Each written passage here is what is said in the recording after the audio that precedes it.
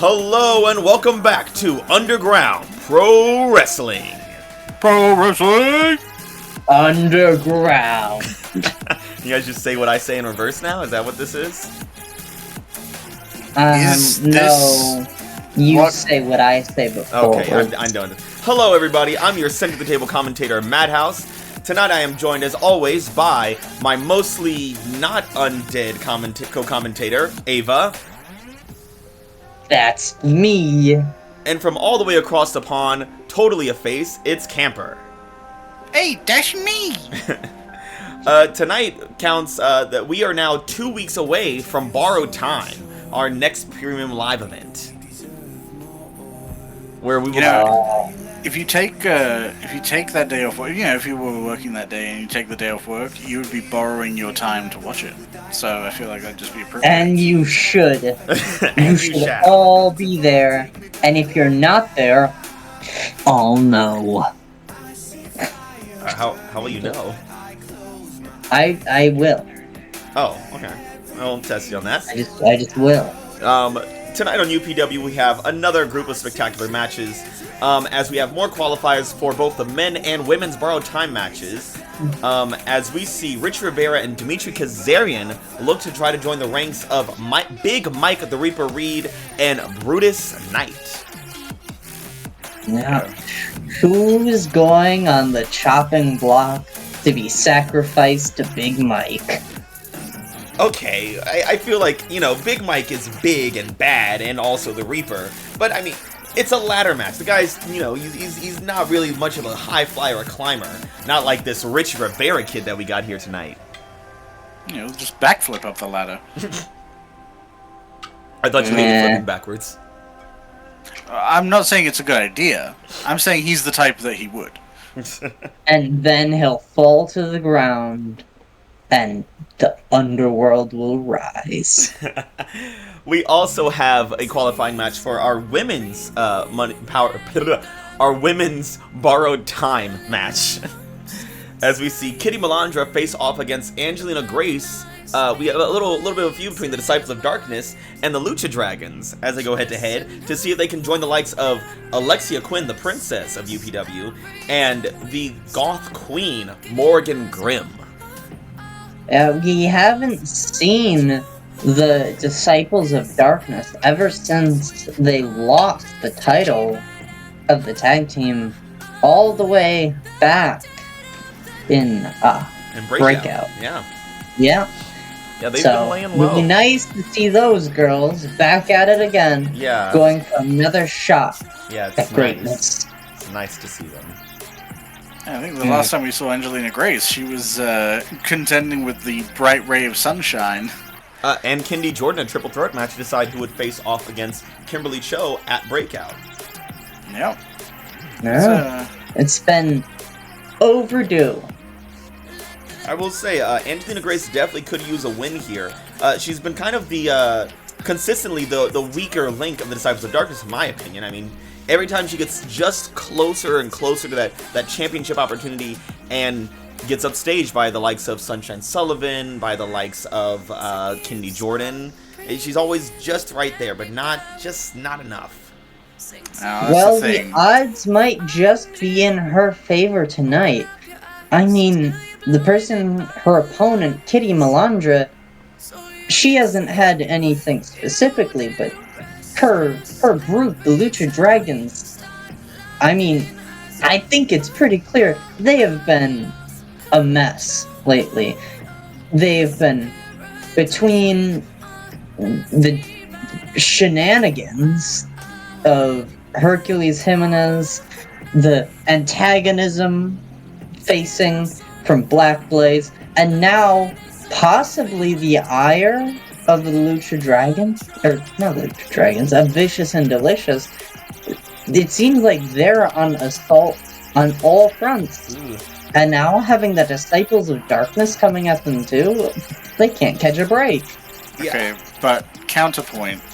Aesthetically, we've already got Morgan Grimm, so Kitty Malandra has to win because there's too much black. Oh, too much black!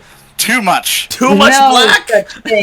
No such thing as too much black. You know what, I'm starting to think that Ava might be the face here, but I see what you mean, Ava. The Lucha Dragons have been in a bit of a pickle with Black Blaze has been antagonizing them, and Vicious and Delicious have been looking at the tag team because, their revenge tour.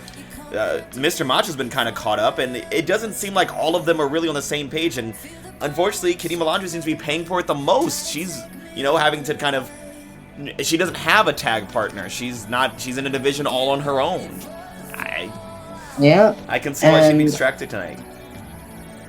Yeah. Well, she's got to get her head in the game. Otherwise, Angelina Graves is going to take her out of it. These are all great points, but I just have one question.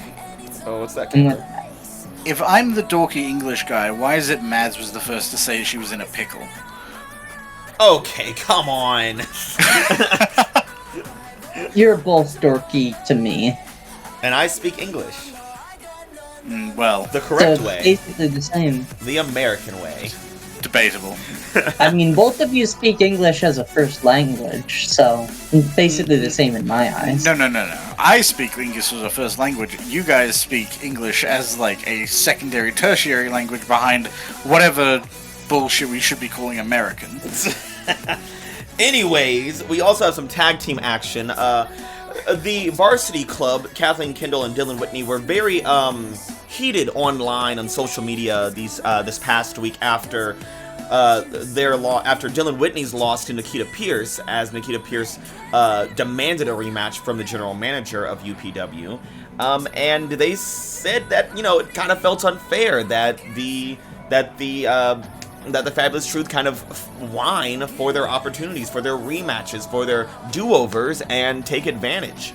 And, I mean, I kind of see their point, but tonight they're looking to prove that they are still a very dominant tag team and they deserve that #1 contender spot, as they're taking on High Voltage, a very fun and energetic team.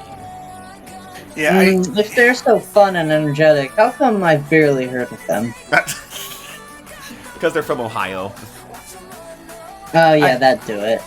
I mean, I think it's worth mentioning. Obviously, yes, Kendall and Whitney have both shown their merit and their mettle against the Fabulous Truth members individually.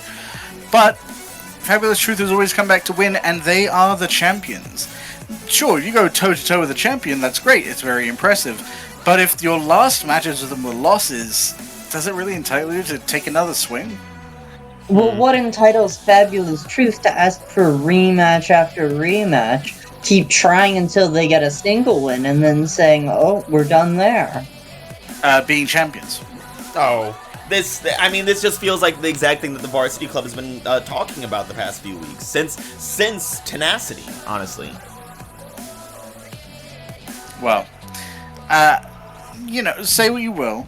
Fabulous Truth has proven they deserve to hold that title more than Varsity Club has proven they deserve to take it from them. They haven't beat them in a tag match yet.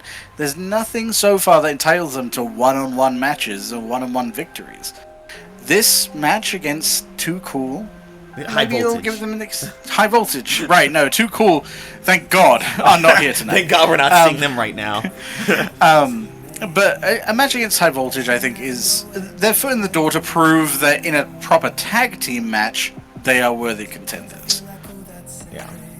We also have, speaking of championships, the men's champion, JT, who has been keeping his head on a swivel as he sees people, booking their tickets to borrowed time for that briefcase to, lock in a chance at his championship. He's currently found himself in a bit of some heated exchanges backstage over the past few weeks with none other than the pretty boy, Omar. That's right, Saudi Arabian supermodel turned wrestler. Yeah, it makes sense. Omar is very much a... he likes the spotlight, and what better spotlight than to go after the champion of your division? I mean, yeah. Omar has consistently had very decent showings. He's performed incredibly well in his matches. He is a accomplished superstar wrestler, but he's always been just short of getting the gold. I think he's looking to make that a change. And it seems like he's not even all that concerned about getting into borrowed time. Why wait for a chance when you can just try to take it right here and right now? Well, speaking of taking it here, right here and right now, Ravo and Kenny Jordan seem to be getting in some action tonight as well, as the women's champion takes on, again, Ravo, a woman who had an upset victory a few weeks ago, right after she won her championship at Breakout. I mean, totally a big embarrassment. But, Kenny Jordan seems like she's ready to go out there and, face his competitor. Rachel Votta seems like she's ready to challenge the champion. It seems like these women are finally on the same page about having a good, clean match. We'll see if that actually happens. Ava did bring this up last week, but it seems like the women's championship is a little bit cursed. Same thing happened with Kimberly Cho. She came up and immediately, I believe it was Kendall that pinned her to begin with. Yeah. And it's not a great showing for the champion to immediately start losing. And at least Kendall had an established presence at UPW. Ravo, up until pinning the women's champion, had been in exactly one show and had not done very well. Yeah, it is not. It's not great to see. And at this point, if Ravo gets the championship, I just worry for her at this point. Like, this is ridiculous. Right, it does seem to be quite an upward swing on whatever chart is measuring their success, and then I think the belt causes it to plummet. We may have to check make sure it's not weighted in some fashion. There's like lead in there or something, like mold that's making them sick. Yeah, some kind of radiation. Ava, do you know who made the belts? Oh, I can't tell you. Okay, yeah, we'll need to look at that later, Camper. But enough of all that. The most important thing to me is the Vicious and Delicious Revenge Tour. I think they may have gotten a little sidetracked. Irrelevant. They have decimated Country Dominance member by member. Well, just both of them one-on-one. Taking out Christian Dallas and then taking out Corey Austin. Vicious, the Vicious LJ Oxy destroying Christian Dallas, and then the two coming together to double team Corey Austin. It does make sense, given Valentine had to suffer sort of the same odds against Austin, and the unexpected appearance and assistance of Hercules Jimenez of the Lucha Dragons, which I think brings us to where we are today. Yeah. Now, I hear that the match that they're up to for this part of their revenge isn't against who they would theoretically need to actually have revenge against. Oh, now here comes Ava with these silly little rumors again. Who are you hearing these from? Black Blaze, the Warren Maverick, Mike Reed. I'm just looking at the card. Why don't you tell me what it says? It says Vicious and Delicious are going after the Lucha Dragons. I would have to guess Hercules Jimenez, who, was there in the match attacking Kenny Valentine and with a very unfair advantage. I mean, that is true. However, it was already... Even if it is the Lucha Dragons, that's still Hercules Jimenez and Psycho Cyclone. That's one person in there that theoretically doesn't deserve the pain that they're about to bring on them. Now, I don't usually agree with Ava, but Hercules Jimenez has been a bit of a rogue agent these past couple of weeks. And, obviously he is still a Lucha Dragon, and the Lucha Dragons are a unit in many ways. But there's been some discord within the Dragons, not even just these past couple of weeks, but even before Breakout. We had a few moments where Mr. Macho and Psycho Cyclone teamed up instead of including Hercules Jimenez. Didn't go very well for them, granted, but they did. So, to incorporate all of the Lucha Dragons in their revenge tour seems a bit short-sighted. But I guess that's just not the way the game works. If you're in a tag team, you can't go after just one person. Well, And, I mean, also, based I on don't last think- week, we know they kind of can. But it looks like they're not really too concerned about being picky. But also, I don't think that Psycho Cyclone and Mr. Macho and Kitty Malandra, as angry as they might be with Hercules Jimenez, will just let him walk out and get, 2-on-1 in the ring. That's true. I After mean, seeing it Vicious would and be an Delicious, I wouldn't mind seeing that. It would be interesting. yeah, after seeing Vicious and Delicious last week, if I were Mr. Macho and I couldn't aspire to those heights, but if I were, I would definitely be concerned about my teammate there. Yeah. It's I don't know. You can have whatever concern you want. I don't think there's any saving him.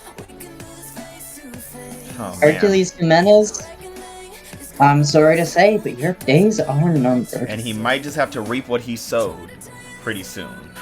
Well, let's get on. Let's get into it. Let's get crazy. Let's get to our first match on our card. Dimitri Kazarian versus Richie Rivera. Now, these two are very interesting competitors. Richie Rivera, the Wonder Kid of UPW, fans himself a bit of a superhero, high-flying prodigy, versus Dimitri Kazarian, who is a Russian nightmare. He is a technician, and he loves to cause people pain. I thought you were going to say scumbag. I could only imagine who you guys are rooting for here. Look, Kazarian is capable. He is an Olympian himself. He's very powerful, very strong, and he has a surprising amount of cohesive technique. That's true, but he's facing the Wonder Kid. He's facing someone who he can't even. He's never going to be able to get his hands on. You're right. The Wonder. I almost forgot that Richie Rivera was the Wonder Kid. That changes everything. That, but not sarcastically. Oh no, there's no sarcasm here at all. I Gamber. think she's being sarcastic a little bit. Well, Ava, who do you think's got this match in the bag? Who do you think's booking their ticket to Borrowed Time? Who do I think? Yeah. I mean, it's obviously going to be Dimitri Kazarian. This is a man who is willing to break his opponent, and not just break them, but enjoy breaking them. Sure, you can have whatever kicks and flips you want, but if you're not willing to put the necessary force behind your blows to put down your opponent, if you don't have a drive not just to win, but to enjoy what it takes to win, you're not going to get anywhere in this game. Well, let's see what's going to happen tonight as we see the Russian Punisher versus the Wonder Kid. Yeah, I just gave him that name myself. You like that? Yeah, you like that? No. Oh. Not really. I bet Frank Castle's a big fan of that. Does you think the Punisher likes Russians? I believe he specifically has a villain called the Russian, so I don't think so. Does he really? Yeah, it's the guy in the white and red and white striped shirt. Oh god, I hope he's not strong. here tonight. Like Waldo? I thought that was Walt. Yeah, I was gonna say, I thought that was Waldo.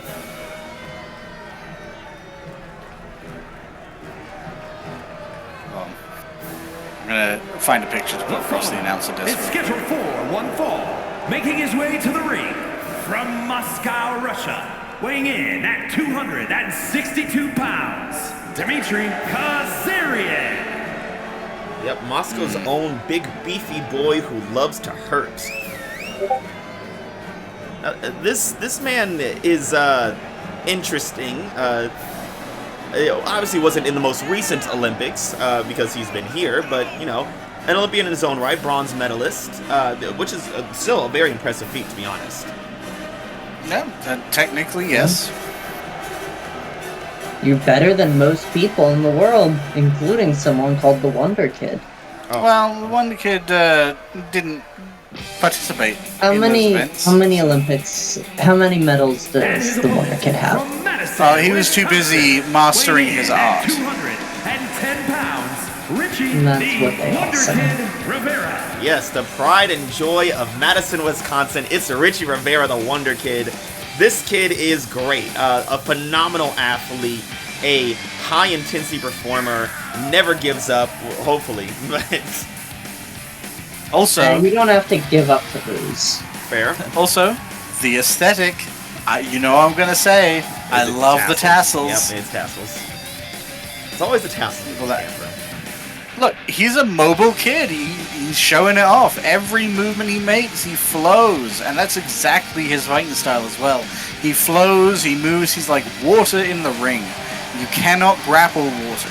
Now, we haven't seen a lot of either of these men, but I think this is what I love about Borrowed Time. It gives the chance to a lot of people that we haven't seen in the title picture recently.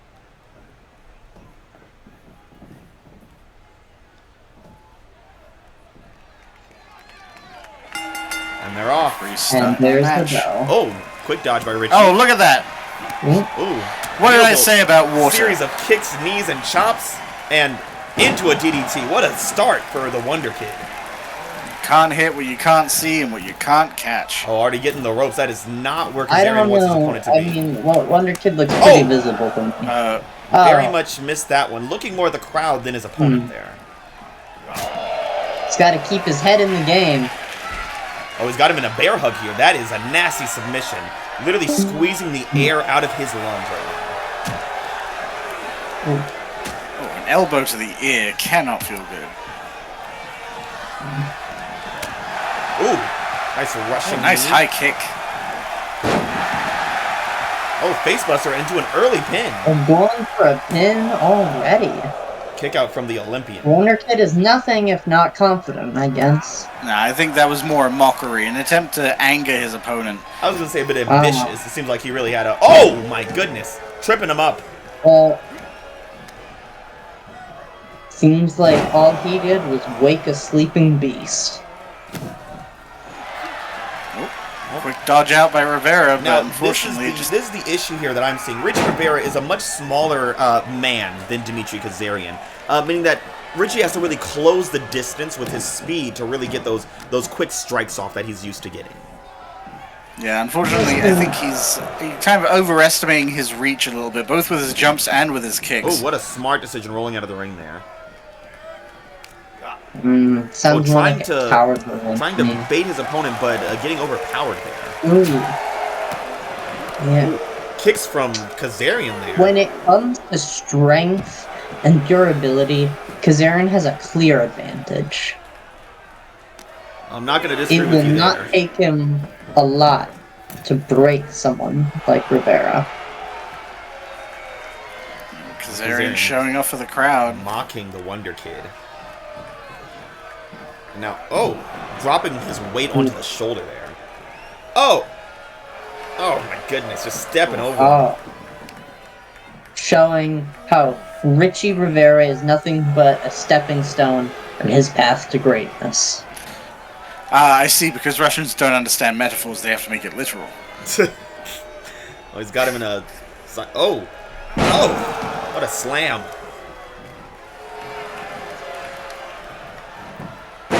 Richie now waking up. Rivera waking up a little bit. Getting his opponent down on the ground where he needs him. Ooh, dodging for excellent what would dodge. have been a very devastating hook. Honestly, any hook from Kazarian counts. Oh! Oh! Beautiful rushing sling blade. Rushing the Russian. Rushing the Russian.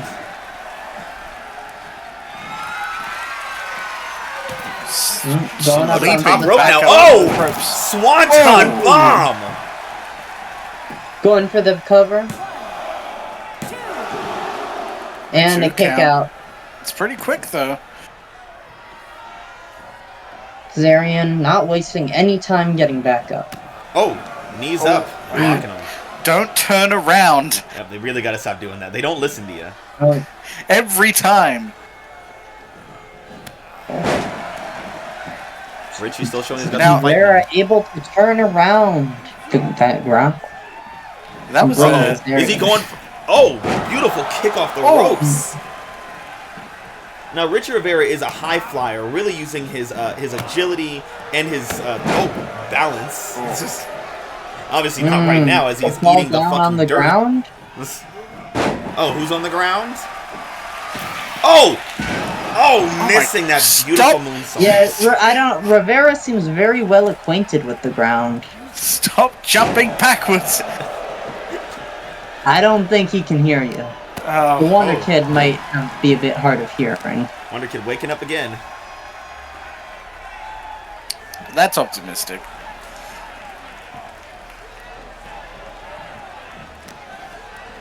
What is Just Richie waiting here? for Kazarian to get back up.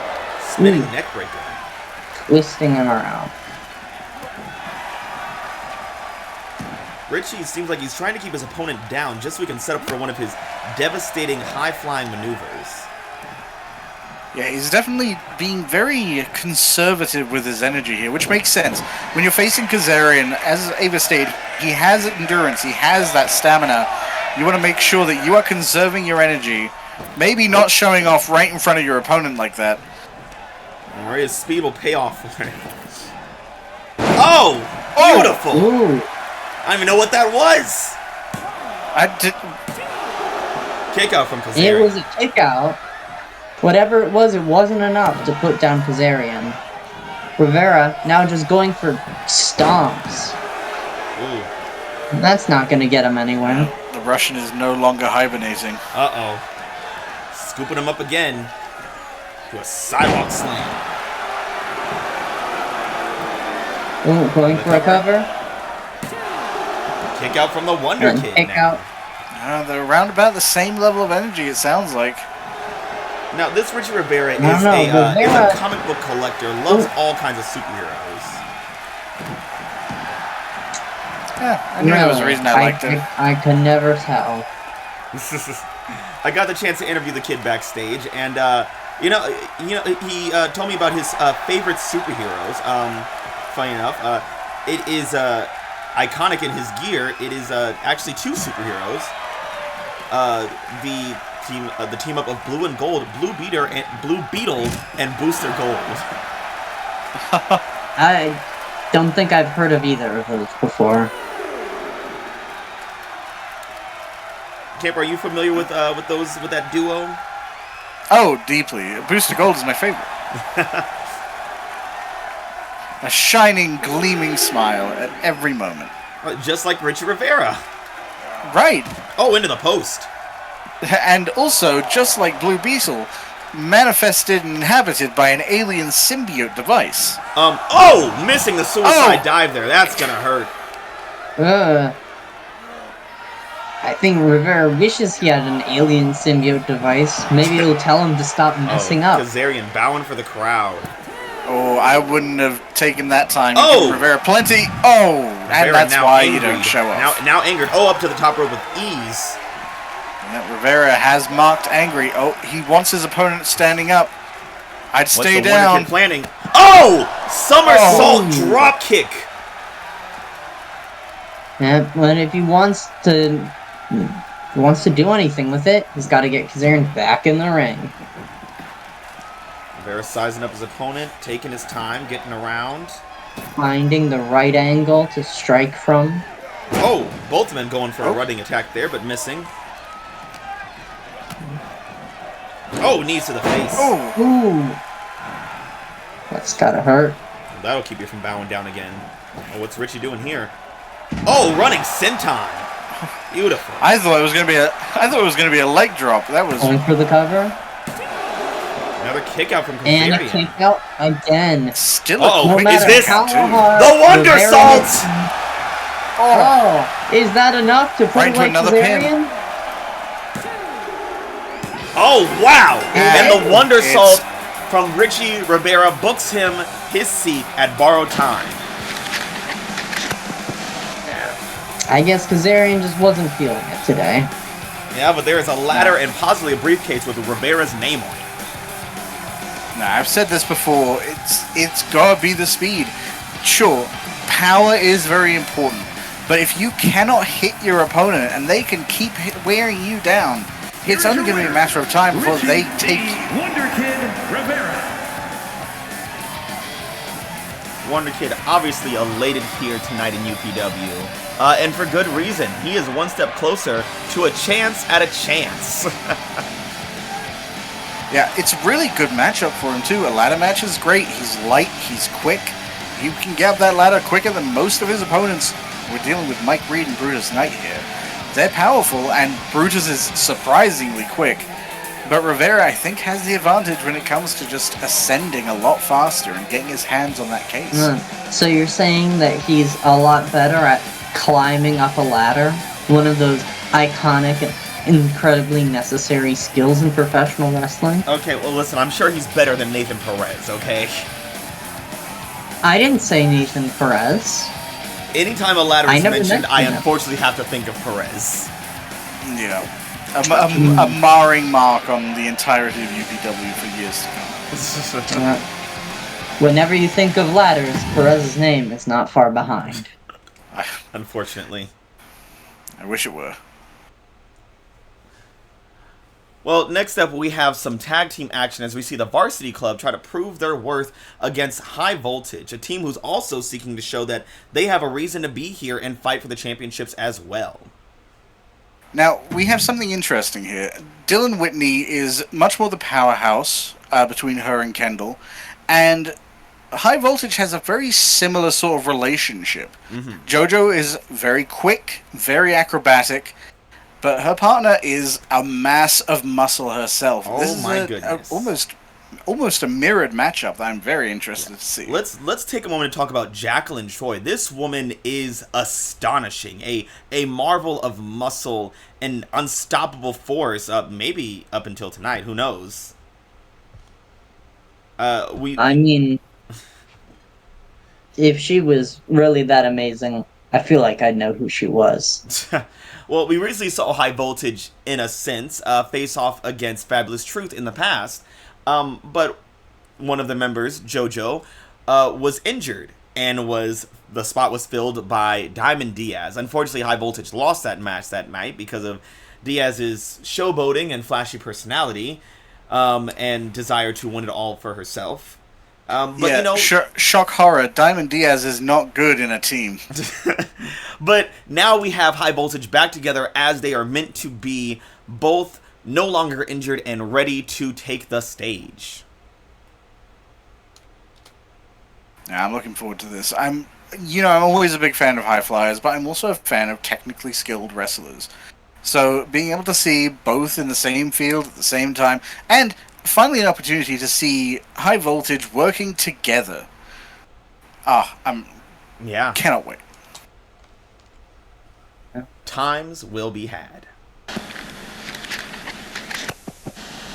And if this stops Varsity Club complaining all the time, even better.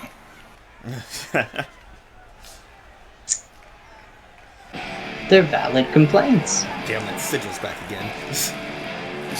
That arcane sigil. What could it mean? The following contest Thought we got rid of is a that. Tornado Tag Team match.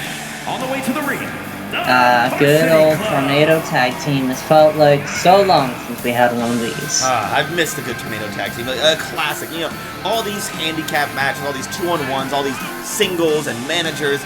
I'm sick of it. I want to see some good old-fashioned UPW tag team action. Well, that's just what you're about to get, Madhouse. And I couldn't be happier for it. Varsity Club is ready to show up and show out against their competition tonight. Oh, and I can't wait for these.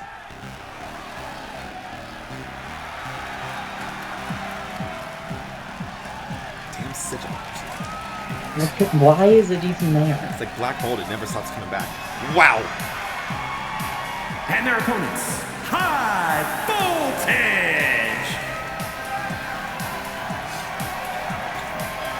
Now, That's it.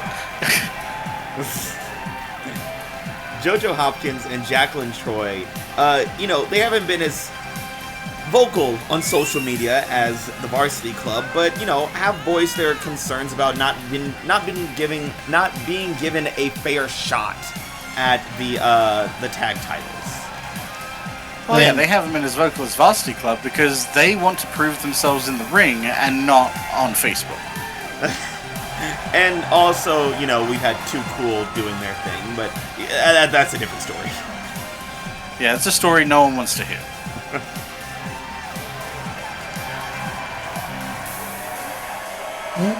Now, these two party girls, they are full of movement, and, you know, Jacqueline Troy being the bigger of the two, and a powerhouse, you'd think that she is not as acrobatic or as fast as her tag team partner here, but that woman is something else. Now, we saw some impressive maneuvers in her match alongside Diamond Diaz, despite the fact that Diaz was, as we've established, not a great teammate. It gave Jacqueline plenty of opportunity to shine. Let's see if the same thing happens here tonight. Uh-oh. Like, again, that swift maneuver, unfortunately, ducking straight into and into a moonsault from JoJo Hopkins. Right now, it seems like the night for the high flyers. Being brought low, not once. Ooh. Or I'm turning it around. At least.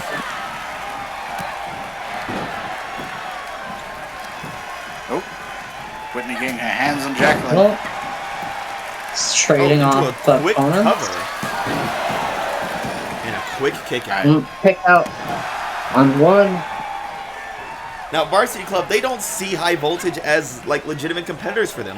They are here to face off against the champions, to claim the title for themselves. They're trying to get this match over with and go home. And, oh my gosh, look at the power of Kendall. Oh, not usually someone you see power out of, but she can dish it when she needs to. Now, it's true that Varsity Club primarily sees Fabulous Truth as their opponent. What my maneuver! However, taking her. It's worth considering that maybe they're too prepared for Fabulous Truth. We don't know what High Voltage can pull, like that maneuver from Troy just now, ducking under that kick. Got her into a powerbomb position. Oh! Ooh. And JoJo, with a beautiful Enziguri.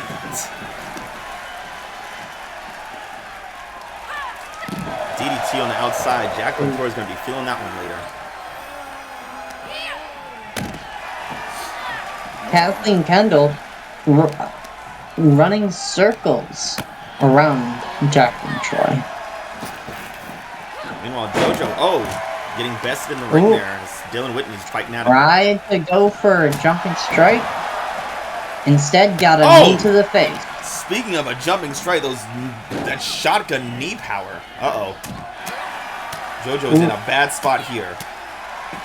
Yeah, classic palm strikes from Dylan Whitney. Into a sleeper hold. Ooh, saying nighty-night to JoJo. Now, JoJo, we've seen, is incredibly resilient as well. On a jawbreaker. And what a smart strategy on the Varsity Club. Splitting their defense, or splitting their offense here. Sending the very powerful striker, Dylan Whitney, after the squishier JoJo. And the quicker Kathleen Kendall after Jacqueline Troy. Well, right now, the Varsity Club seems to be separated. JoJo getting the worst of a double team here. Varsity Club quick to turn the Garner around. nowhere to be found. Kick out at one though. Ooh, didn't even need it. One.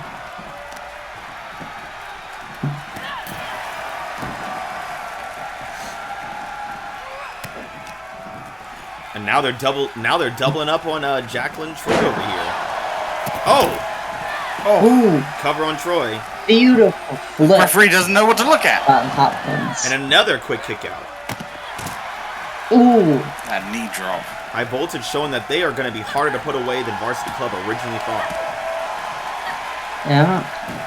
Varsity Club seems more than willing to put in the effort, though. Kathleen Kendall up top. It's a bit far, but what's she looking to do? What a splash! Oh my goodness! It's a bit far, but she sails. And going to the middle rope now. Like it is. Summing up her opponent. Calling them up. She wants Troy up.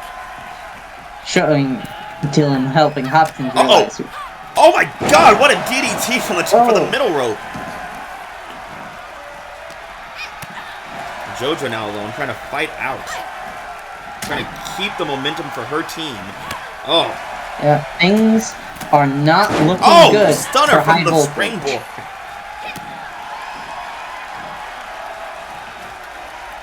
Right now, the Varsity Club has been dominating this match. High voltage getting a little bit of some quick hits in here, some good advantages, but it's not been paying off for long. None prettier. On Troy. Where's the ref? Another kick out. He's counting. Inside. Okay.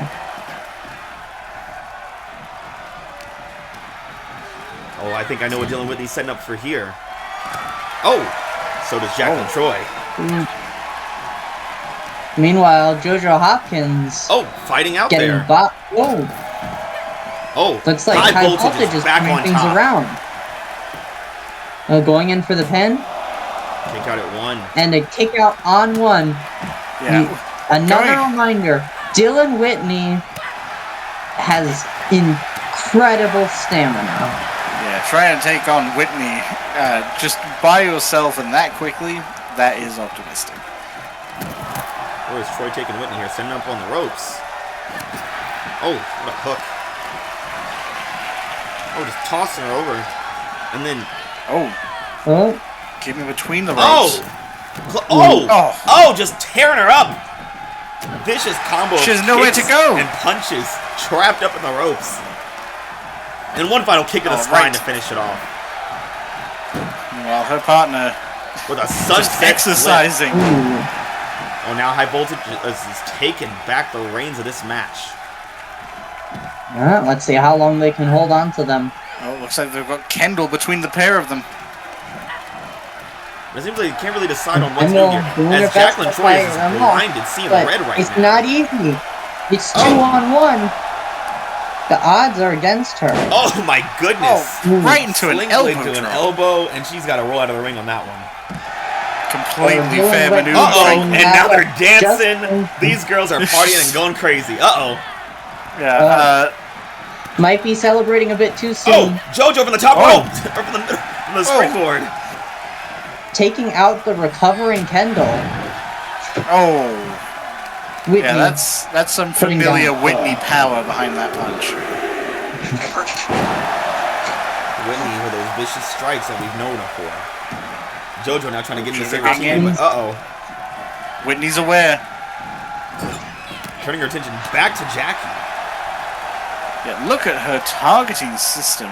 She's shifting between her opponents as needed as soon as the threat makes itself clear. But Hopkins saw that one coming. She's taking her for a ride. Oh, to a pin. Right into the pin. Kick out at 1 from Whitney kick out again. On 1. It can put her down, but never for long. Oh, JoJo taking too long on those ropes. Kendall doesn't like to wait.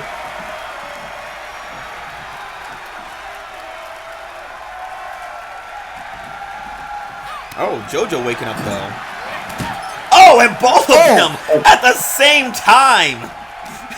My goodness.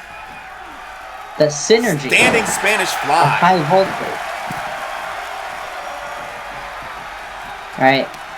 Kendall rejoining. We got everyone back in the ring. Drop kick to the back. Oh, waking up again. JoJo seemed to head outside to handle Whitney, and Jackie looks like she's charging up for something herself. Yeah, she's waiting for Kendall to get back up on her feet.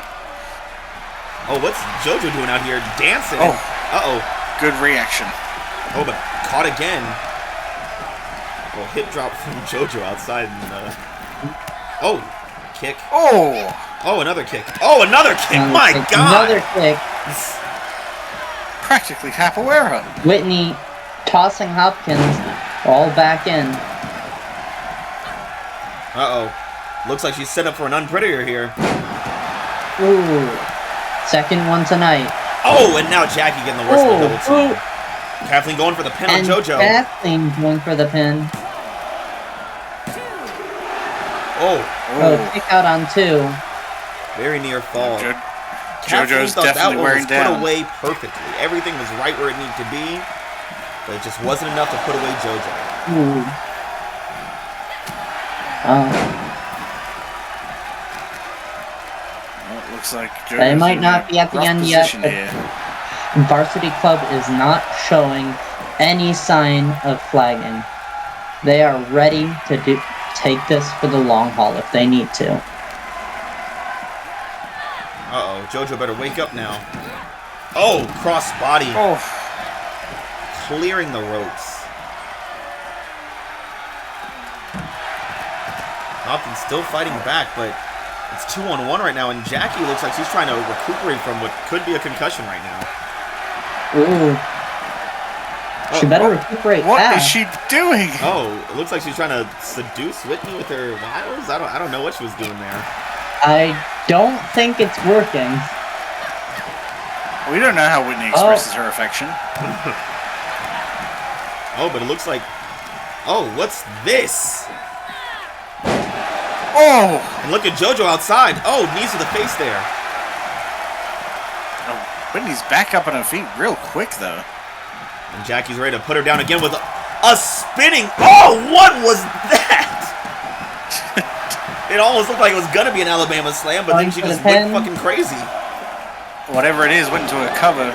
Oh, JoJo finally steps. able to get Varsity Club to a 2 count. And Dylan Whitney, no doubt, who was beating the champion.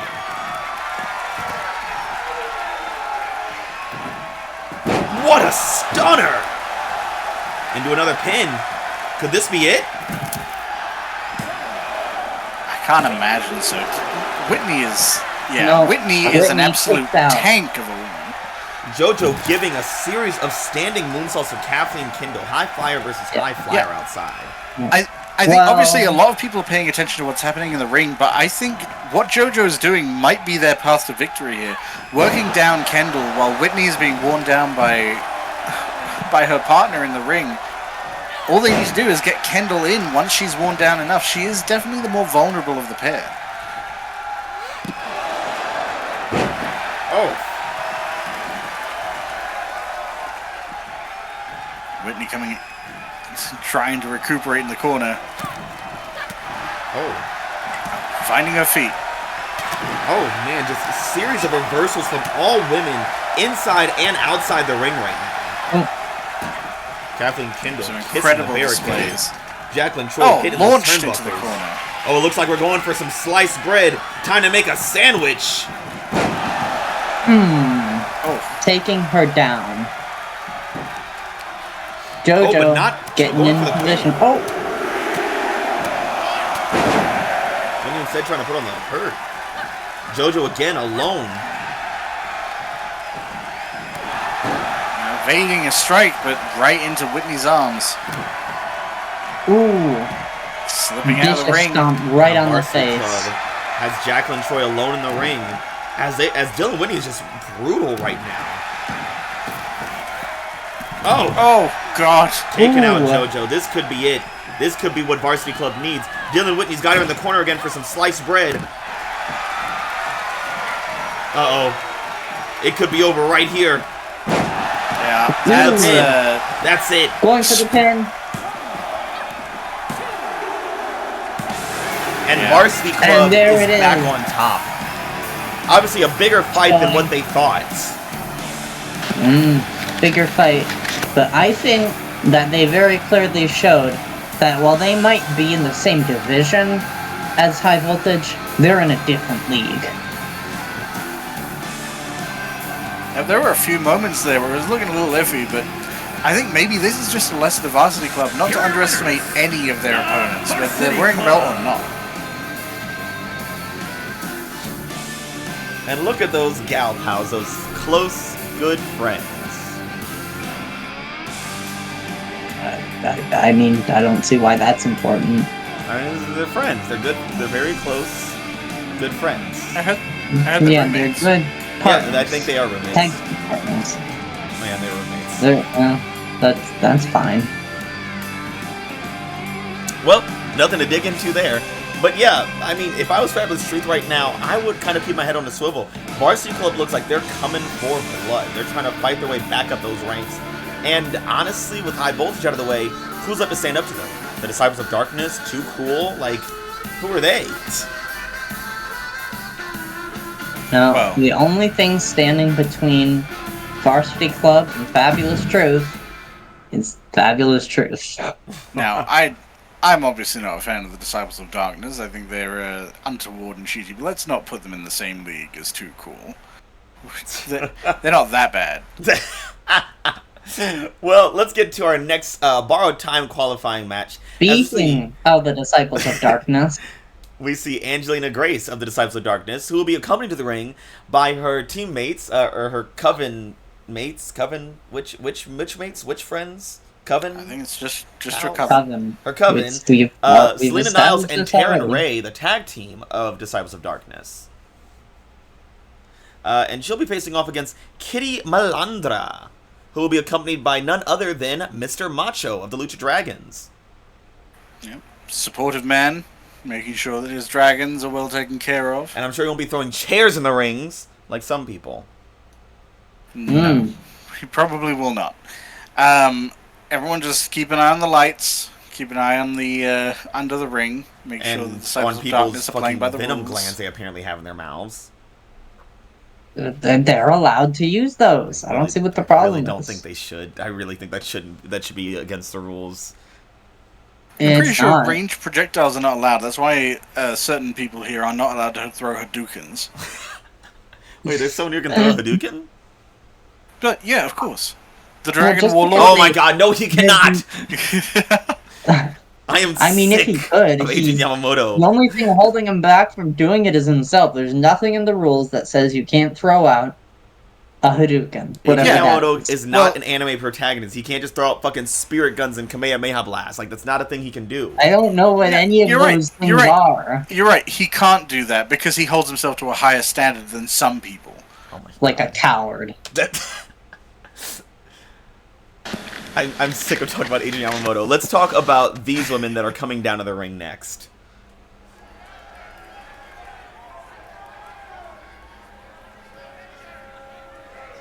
Who's that in the corner? Don't worry Just about that. Hanging out. Irrelevant. I think someone got on the wrong side of the barricade. Don't worry about them. This is a VIP ticket, probably. You know, it's not often we see the Disciples of Darkness all together like this. The following contest is scheduled for It's rare for the Coven making her way to to the ring, all be in one representing place the at the same Disciples time. of Darkness from Salem, Massachusetts, Angelina Grace. Yes, these women, celebrating their Dark Lord of unknown name and origin. To us, at least. Ava probably knows the He's guy. just shy. Gosh. Hey, I mentioned, we're friends on Facebook. What? How does he get... Whoever this Dark Lord is, how does he, she, or they get a Facebook? They're a Dark Lord of unimaginable power. You think they're fucking barred from Facebook? You probably should be. Wish. I mean, if you can't have a Facebook until you're over 13, I feel like you shouldn't have a Facebook if you're a demonic entity. I'm pretty sure there are people younger than 13 on Facebook. They shouldn't be. Terms and conditions. And as the face, I always read every term and condition on every website. Okay, Trying to read every single do you have them? Read it out right now. Read out the terms and conditions of UPW. Please do Why not. would I do It that? I took already forever signed to write it. I already signed it. Can't sign it on the first day. Said it at the interview. Yeah.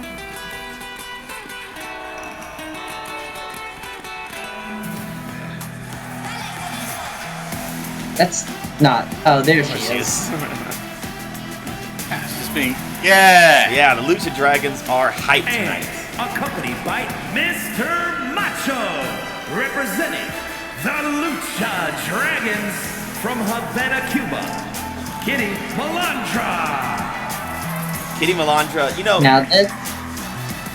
we were talking about how she might be distracted by all the drama going on in Lucha Dragons, but, you know, nothing warms my heart than seeing Mr. Macho and his friends come down to the ring, just hyped and supportive of each other. They look ready. And Kitty Malandra looks more than ready to win this match. Yeah, all charged It's up. nice watching people put on a front. Must you take the life out of everything? Yes. That's how I survive. Well, the Black Cat of Salem versus the Tiger of Havana. I think we know who's going to win this. I don't think they have tigers in Havana. No, sure they do. She's right there. Kitty Malandra with the Lucha We're Libre not in style Havana. versus the more hardcore and improv style of Angelina Grace. And right now, it looks like that Lucha Libre style is taking over.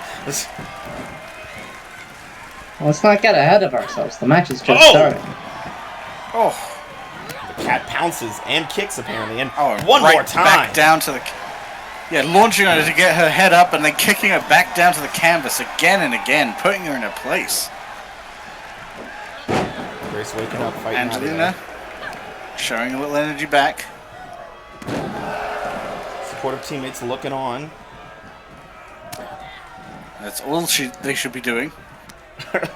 Why would they do anything else? It's a great question, Ava. Off the springboard. Oh, what a beautiful drop kick. Oh. Yeah. That's the thing about being a master of improvisation. It means you have to have the fundamentals in just about everything. Jack of all trades, master of none. Better than a master of Lucha Libre. Hey, don't let Camper hear you say that. Falling. Oh, I'm sorry. Better than a master of Lucha Libre. Bro, stop. You're gonna make him cry. I'm not going to be offended because I know a falsity when I hear it. Oh, Kitty Malandra now. Oh, missing that. What happened there? There was some kind of phasing of reality as she landed. Oh, come on. That is just dirty. The rope break and then just tossing your opponent down like that. She let Malandra. go. Beautiful. Malandra giving her a taste of her own medicine into the end of the rope there. What's Kitty doing here? Double underhook. Getting behind Angela Grace. Oh, Press this is gonna pulling her up. Just tearing at the shoulders. Ooh, trying to go for a stomp, misjudging the aim a bit. Oh, what a textbook power slam. And she's not done. Oh, with a sliding leg drop. Oh, leg drop across the chest. Kitty's going. Oh, the way she climbs the ropes. Astonishing.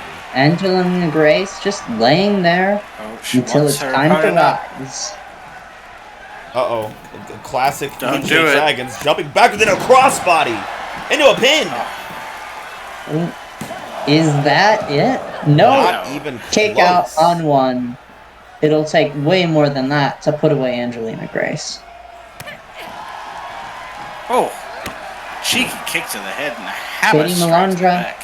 though, seems like she's more than willing to put in the work. A little life back out of Angelina Grace. Oh, she's got her on the Hefty ropes. strikes. Oh. Kitty Malandra. Oh! Textbook, an expert. It's all these textbooks. She seems like she's taking them to school. Running back on her feet. She's going to leap her from here? No way. No chance. I didn't think so. No, Kitty Malandra seems unsure of what to do Coming at the out, moment. Blocking whatever that cat's supposed to do. A hell of an opening. Trying to go for a Hurricane Rana there, but... Uh-oh. Angelina Grace powers through it. Power bomb. Gets slammed down to the ground for her efforts. She's on her feet quick, but Angelina's quick on her. Malandra's still fighting out. And now right Angelina to the fighting face. back. There's a response. Count's getting pretty high. It'd be embarrassing to lose a possibility at getting to borrowed time on she's charging a up. DQ. Stealing the El Gato Loco! A submission outside the ring at 7 in the count. This seems unwise. The count is up to 8, and Who really knows what goes on in the mind? Malandra fighting out of it. 9. They gotta rush back in there. Whew! Barely that was making it. Getting close. right before the 10. I don't know if I've ever seen a more close to the wire counter.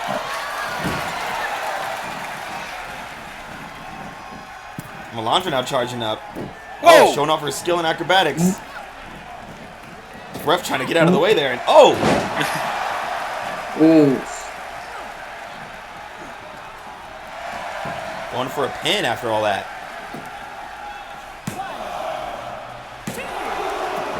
Kick out Kick right out off on the- Grace. Surely but slowly, Kitty Malandra is wearing down Angelina Grace. Always those cheeky kicks to put her down on canvas. Oof. And that elbow right to the forehead. Oh, and now just a little flourish Hitting stomping her at the head back there. of the head. Now, this is something to keep in mind here. Whereas most of the Lucha Dragons are rather professional, they, especially Mr. Macho, is a bit minimalist. Kitty Malandra has a bit of a minxy side to her. She likes to show off. She likes to put on a bit of more of a show for the audience. She loves Speaking of the ropes. show, Angelina Grace is doing a dance, I guess. Baiting her opponent yep. out, a very smart tactic. Yep, drawing Kitty out, putting her pride on the line. Ooh. Oh, do you hear that Back leg to the connect and with I the edge think- of the canvas? Yeah, I saw. That will not feel good on your legs. Oof.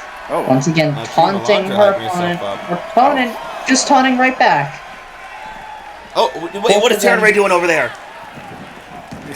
Needs to She get back seems over to where be she's cheering supposed to on her friend. look, Mr. Macho not even acknowledging be. his opponent. I'm He- cheering on her friend by running at full speed. That's how I cheer on my friends. Oh, now Kitty Malandra setting her Oh! opponent outside. Mr. Macho, about as motivational as a statue, I guess. Statues can be motivational.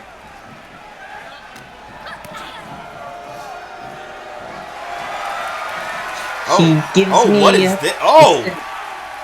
Oh, Wow, oh my goodness, just Is this wrapping her up into some kind of submission. it's not quite an octopus maneuver, but it's pretty close.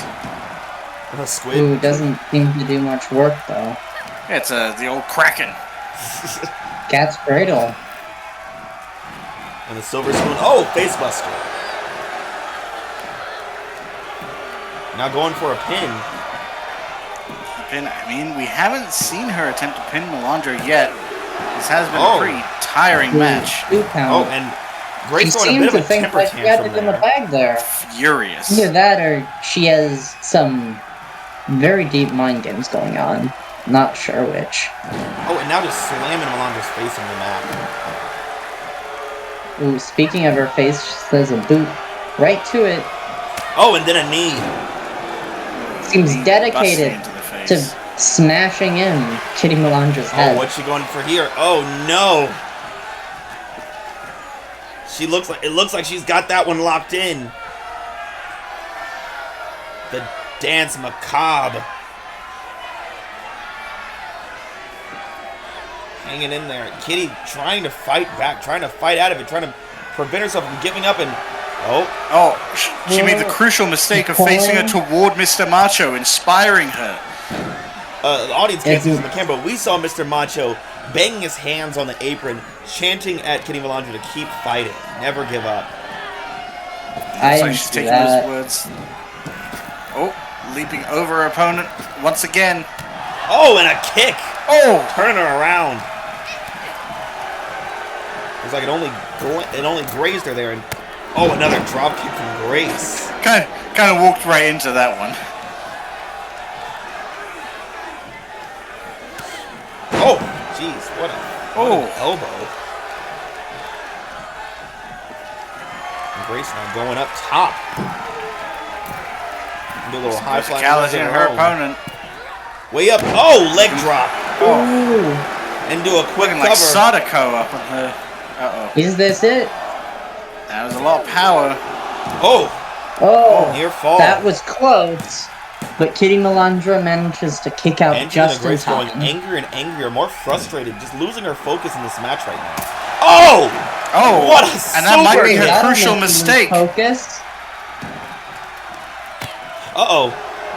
Like she might have been Oh, setting she's up just her too Loco. aware. Seems to have made her mad more than anything else. She's too ready for those attacks by Malandra. Oh, this dear. might be it. Back into the This dance might be the macabre. end. And he might have to tap here. Mr. Macho banging at the ring. And Kitty Malandra once again powering through. Her teammate in the Lucha Dragons powering her up with energy and his natural charisma. He's just kind of standing there. Gee, that is Reminds me incredibly of- inspiring. Oh! Reminds me Bridging of- in, but there's a rope Mannequin. break. Feet on the ropes. Kitty Malandra also not seeming to focus now. A lot of pain she's Like- feeling. And uh-oh. It's time to lock it in. El Gato Loco. Yep, there it is. Oh, but right she next to can't the get rope all right the way now. in. Couldn't connect the fingers. Yeah. She knows how to put people in it. She knows how to get out of it. Oh my gosh. Hell of a block. Thing people don't seem to realize is that to steal someone's moves, you have to study them. You have to know them just as well as the person who makes them. Goodness. Kitty Malandra going up top again. That smooth maneuver. Oh, knee right to the face. Into a Is that pin. going to be it? Could this be it? Kick out from Grace. Kick out on 2. Pretty quick one, too. Grace has a lot more left in her. Kitty Malandra She's is a almost long in disbelief girl. there. You can feel the frustration welling up inside of her as her victory is slipping further and further away. Both of these women need this victory. Angelina needs to make it to a pay-per-view. She needs to get an opportunity to get the champion, to get something. Axe handle on the top. Oh. And Kitty Malandra needs to take a win home for the Lucha Dragons. A faction that's been somewhat imploding lately.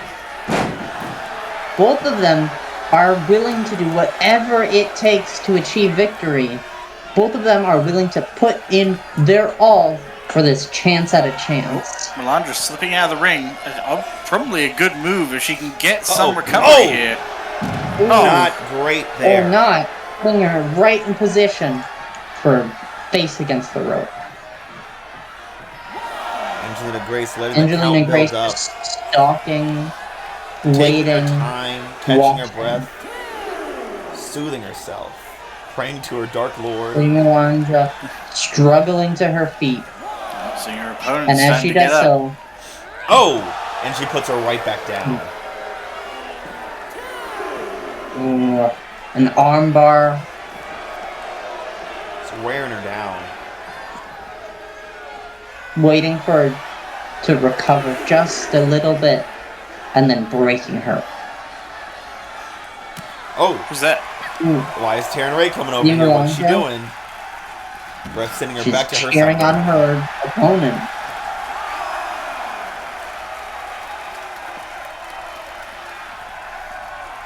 Mr. Macho, meanwhile, is looking somewhere else. Mr. Macho doing what he should be doing, focusing his intentions in the ring. I think he's asleep. He is not asleep. Oh, oh, DDT. No, his eyes are closed, but he is meditating on his victory, or rather Malandra's victory. Uh-oh. He's Pulling her over snoring. to the center of the ring now. It's a I don't meditative know if trance. I don't know if I've seen him move one time. Trying to keep her away from those He's ropes. stoic. Oh, Malandra fighting Oh. back. Elbow strike to the thigh. Oh! I mean, with so much happening in front of him, you'd think he'd make any reaction at all. No, he's seen all this Shifted coming. a little. He knows exactly how competent Kitty Malandra is. He doesn't need to cheer and jeer. She knows that she is loved, Oh, that she is facebuster. supported. Into a pin. Let's see if love and Was it support will enough? get her the win. Wow! Seems not. Facebuster puts it Angelina away. Grace breaking down Kitty Malandra and securing her spot in borrowed time. An impressive showing from both women. Angelina Grace finally booking her way up to a pay-per-view. Here is Also, your an winner, impressive show of restraint from Selena Niles. And frankly, both the other Disciples of Darkness, who somehow managed to avoid getting in and interfering with the match. I mean, have they ever done that before? They have, yes. Multiple times. I don't know. I've never seen that happen. There have been chairs thrown into the ring that were not supposed to be there. Allegedly. Are they asking for someone to put a ring on their finger? The Dark Lord, I guess. That's who. Oh, polyamory. Oh, man. Well, that was riveting, honestly. Yeah. I feel like I'm full of rivets after watching that. All the rivets, more rivets than you can handle, probably. I don't know. I can handle a lot of rivets. Well, we'll see if this next match gives you even more rivets, as we see Pretty Boy Omar taking on the men's champion, JT, in what is a non-title match, just a little exhibition, just for Omar to show his stuff to the champ. And also for the champ to actually show his stuff to UPW. He's been quiet for a bit. Yeah, let's hope that JT, that the men's championship isn't as cursed the women's one, and JT talked a big game. There's no curse. The only way the men's championship was cursed is that Nathan Perez held it for some time. JT corrected that. Now JT talked a big game when Nathan Perez was champion, saying that he didn't deserve it, he didn't actually fight for it, blase scoop. But, now it's time for JT to prove that he is also he is also worthy of it, and he can fight for it and whatnot. I mean, I would argue JT has proven himself as a champion in several different ways, both by absolutely shredding Nathan Perez, but also in various three-way matches, handling both his opponents with absolute ease. I like Omar just fine. I just think JT is an absolute monster in the ring. Well, I think, Camper, what you seem to confuse something with. JT has proven that he has earned the championship. Now we need to see him prove that he can keep it. Those are two very different things. To earn a championship, at the end of the day, it's only one match.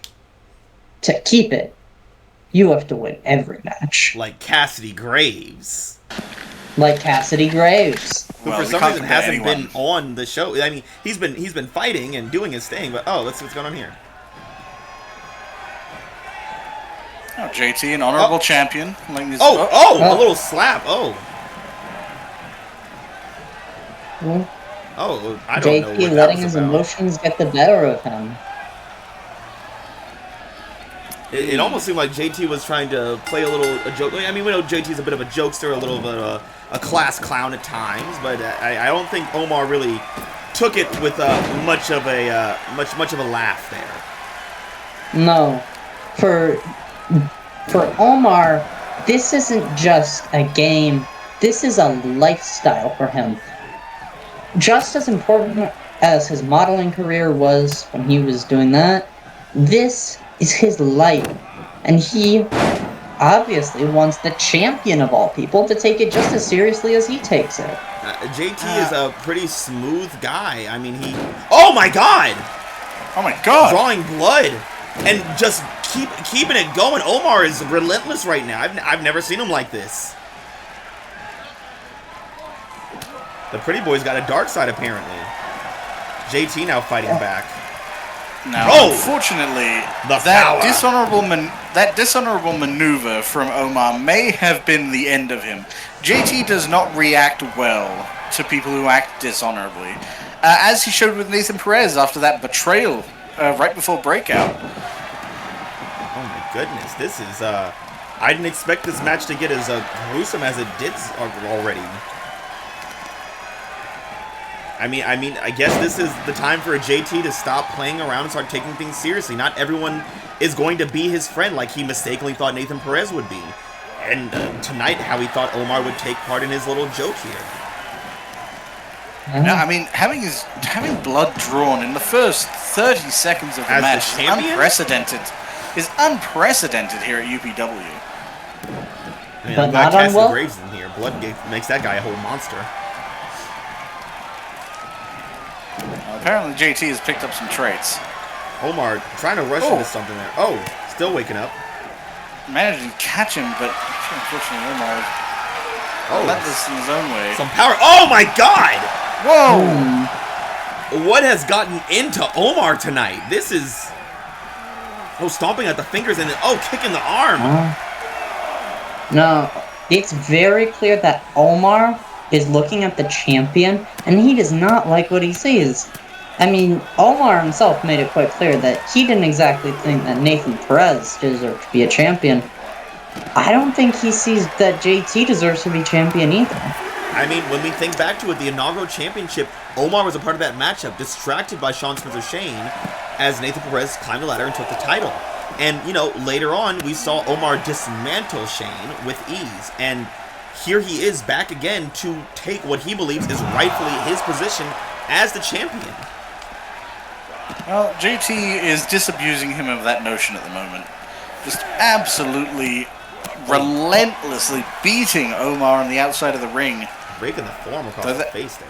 That count is getting pretty high. Looks like JT's aware of it. Heading back in. And restarting the count. Now, one thing about JT is he is pretty relentless. He's pretty gruesome. Yeah, I like JT. I think he's a charming guy. I think he's funny. But when he is in the zone, when he is angry, you don't want to be on this side of him. On the side where he's rolling on the ground, writhing in pain? On the other side of his face. Next side. Oh. Yeah. Right now he is taking a few blows, but he has been fairly dominant throughout this entire match, and I don't think I don't know if our counting skills are the same. Oh my God. Is more than fear. This is just turning into an all-out brawl right now. These men got to get back in the ring. Apparently, JT agrees.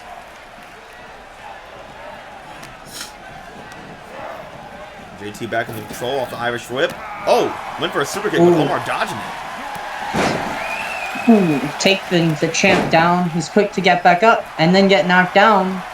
Oh, leg trip gets JT down. Omar is really feeling himself right now. Oh, kick to the gut and... Oh! Couldn't connect those knees. That's gotta hurt. JT didn't even see him coming. He just felt it. Kick out at one from the pretty boy. Oh, this is going to keep going for a while. I sure hope it... Oh, the chop after chop after chop. He is just full of JT chops into right now. another My string. God. The JT is unleashing himself right now. Yeah, blocking that strike by Omar right into another series of combination strikes. Getting the champ up to a 2 count. Oh! Elbow right to the eyes. I think that was more of a fist. Yeah, just smearing more of that blood across his face. JT trying to gather his bearings here. And having to use the ropes to get back up. Omar not giving JT a second to recover. No, I mean, you can't. If you want to take down JT Tavisa, you can't give him a second. You can't give him half a second. And it's you have pretty to clear be that relentless. Omar doesn't just want a count at victory. He wants to win. He wants to pin JT. He wants to submit JT. He wants JT to quit and give up and fail. I don't think giving up is in JT's dictionary. Well, he might have to learn it.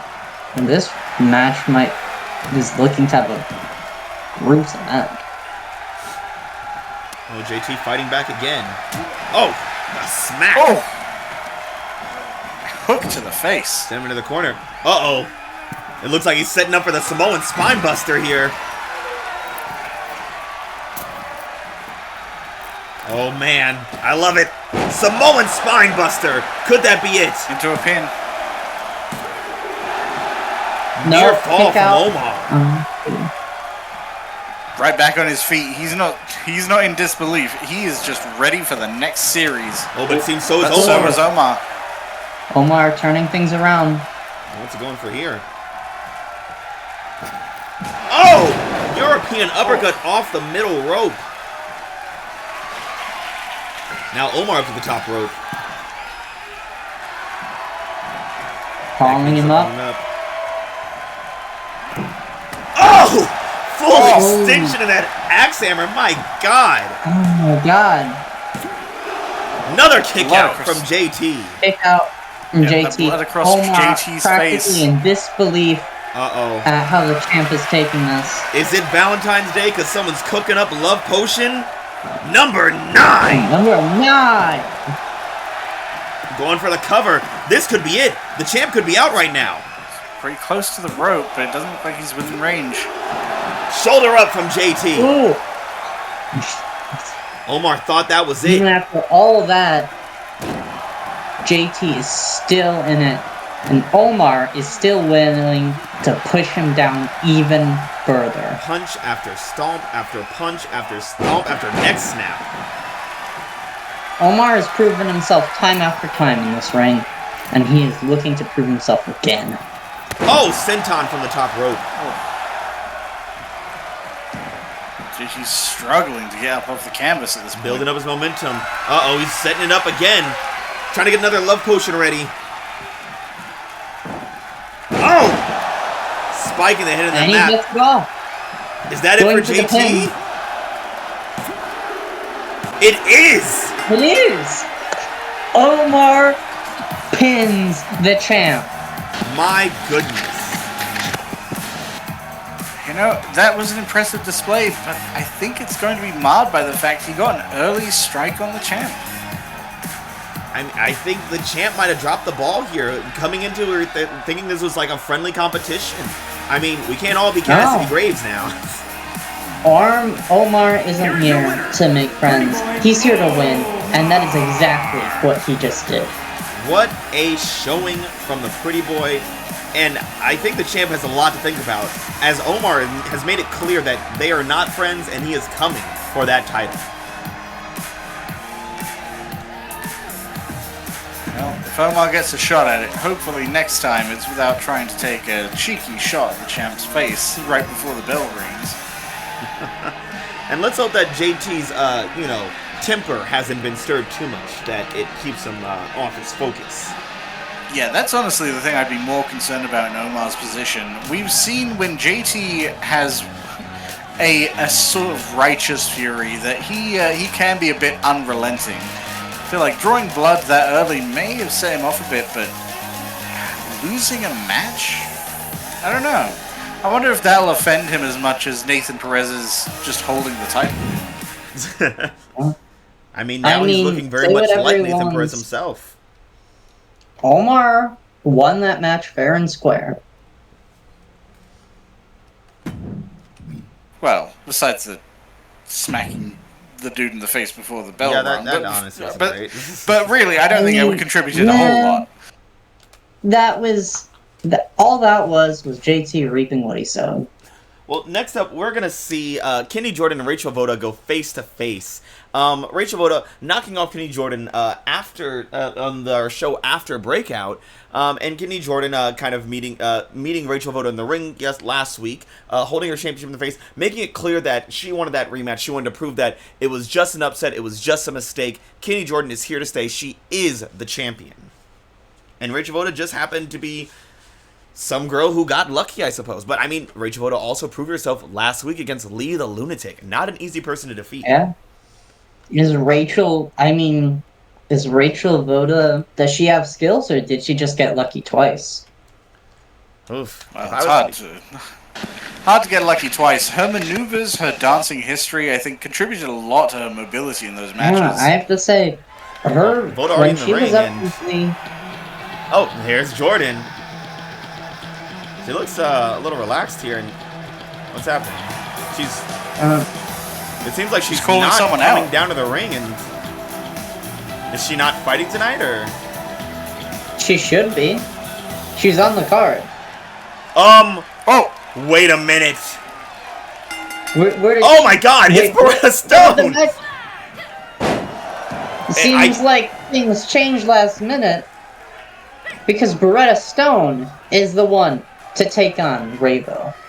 Oh, this is not... I mean, Beretta Stone, last time we saw her was at Breakout when she lost to Diamond Diaz, but still a dominant force to be reckoned with and not someone that you want to be facing when you feel like you're going to be facing the champion later on. Yeah, to say that she lost to Diamond Diaz is underselling what happened in that match. Beretta Stone put Diamond Diaz through the cage, through the roof of the cage, we should say, falling a good, 10 feet? 20, actually, maybe? A little bit more. But it was a long drop. It was a long drop, yeah. Diamond Diaz, hard as diamonds, managed to succeed. Yeah. But Beretta Stone is not to be underestimated and is currently tossing Ravo around the match. Oh, just pulling her along with ease. The strength of Beretta Stone is something to marvel at. Looks like Kennedy Jordan is making a statement to Ravo. Ooh, snap. Lee the Lunatic is nothing. If you want a shot at me, you have to get through Beretta Stone. You have to. Yeah, I mean, Kenny Jordan's right. Ravo has to work her way up the roster like any other woman. I do have to wonder if there's a reason that Beretta Stone is agreeing to. Do you think it's just a pride thing, not wanting someone to usurp her position as a primary contender? Knowing the brainiac and mastermind that Kenny Jordan is, she's probably promised Beretta Stone something. An opportunity or a championship match at Borrowed Time. Something crazy. Yeah. Well, it seems Ravo is adjusting to the change in opponent quickly. It makes sense. Ravo being a dancer, she understands tempo. She understands when it's time to change tactics. And luckily right now she is adapting quickly to Beretta Stone, which is absolutely vital. Ooh, but Beretta Stone is a powerhouse. She is going to be hard to, dominate in the ring. Going to be hard to keep down as well. I mean, Beretta Stone has more than enough experience dealing with people who are faster than her, more fluid than her, more trickier than her. And see if she's learned her lesson, or if Ravo is just another one to bring her. Corkscrew. Beautiful. Oh, getting a 2 count on Stone. That is a swift 2 count on one of the primary contenders for the Women's Championship. And, knowing Beretta Stone, who has been #1 contender time and time again, I'm sure there's a good reason why she wants to get this fight, too. She wants to prove that she's actually #1 contender, not some person who just showed up and got lucky against the champ. She might also want to prove that she's not just a #1 contender, but championship material. So far, she's shown that she's one and not quite the other. Ravo charging up for something. Oh! Beretta Stone putting a quick stop to that. Yeah, unfortunately, Ravo is much lighter than Beretta Stone. You can try and maneuver her around, but you're dealing with a tree. A grand old oak. She's rooted to that canvas. And my neck hurts after watching that move. Oh! Ravo is quick. Bending quick it that recovery way. from Rachel Votta. Oh, now trying to lift up Beretta Stone and dropping her down on the knees. Oh my goodness. Honestly, if I were Ravo, I would not want that on my knees. I feel like that's a lot feels of weight. like not a smart decision lifting up someone as powerful and heavy as Beretta Stone. It seems like it would wear out your legs. Something that Ravo definitely especially when you're so reliant on your mobility. I see that as a good quality in Ravo. She's willing to take risks. She's willing to put herself in a bad situation if it means she gets an edge. Well, every second in the ring with Beretta Stone is a risk.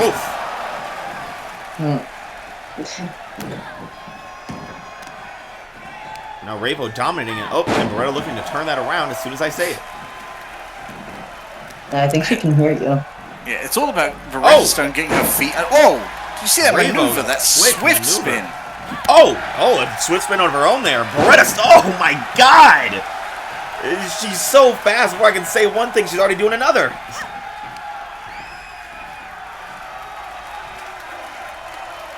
Oh, and looking to blow out her dancer's lungs. Her ankle is catching those ropes on the way down.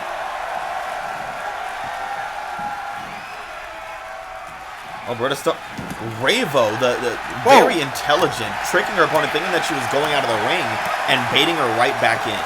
getting a little advantage there, getting every ounce of time she can against a threat like Beretta Stone.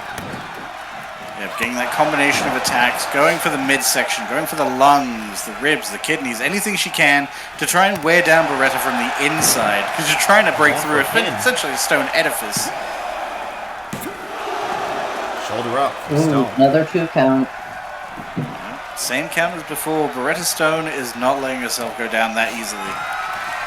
I say easily. This is Oh! Nearly putting her through the mat there. And just dragging her up by the hair. I don't know if I would say there's anything easy about this. If anything, I would say it's more hard to watch. Beretta just picking her up and putting her down again and again here. We're trying to get out of the ring, give herself some recovery time, but Beretta Stone is right behind her. Now, if I was Beretta Stone, I would focus a lot more on the legs of Ravo, making sure that she can't, rely on her kicks, her speed, her mobility, or even just the stand. And never mind, just punch her in the head a bunch of times, maybe. That'll work.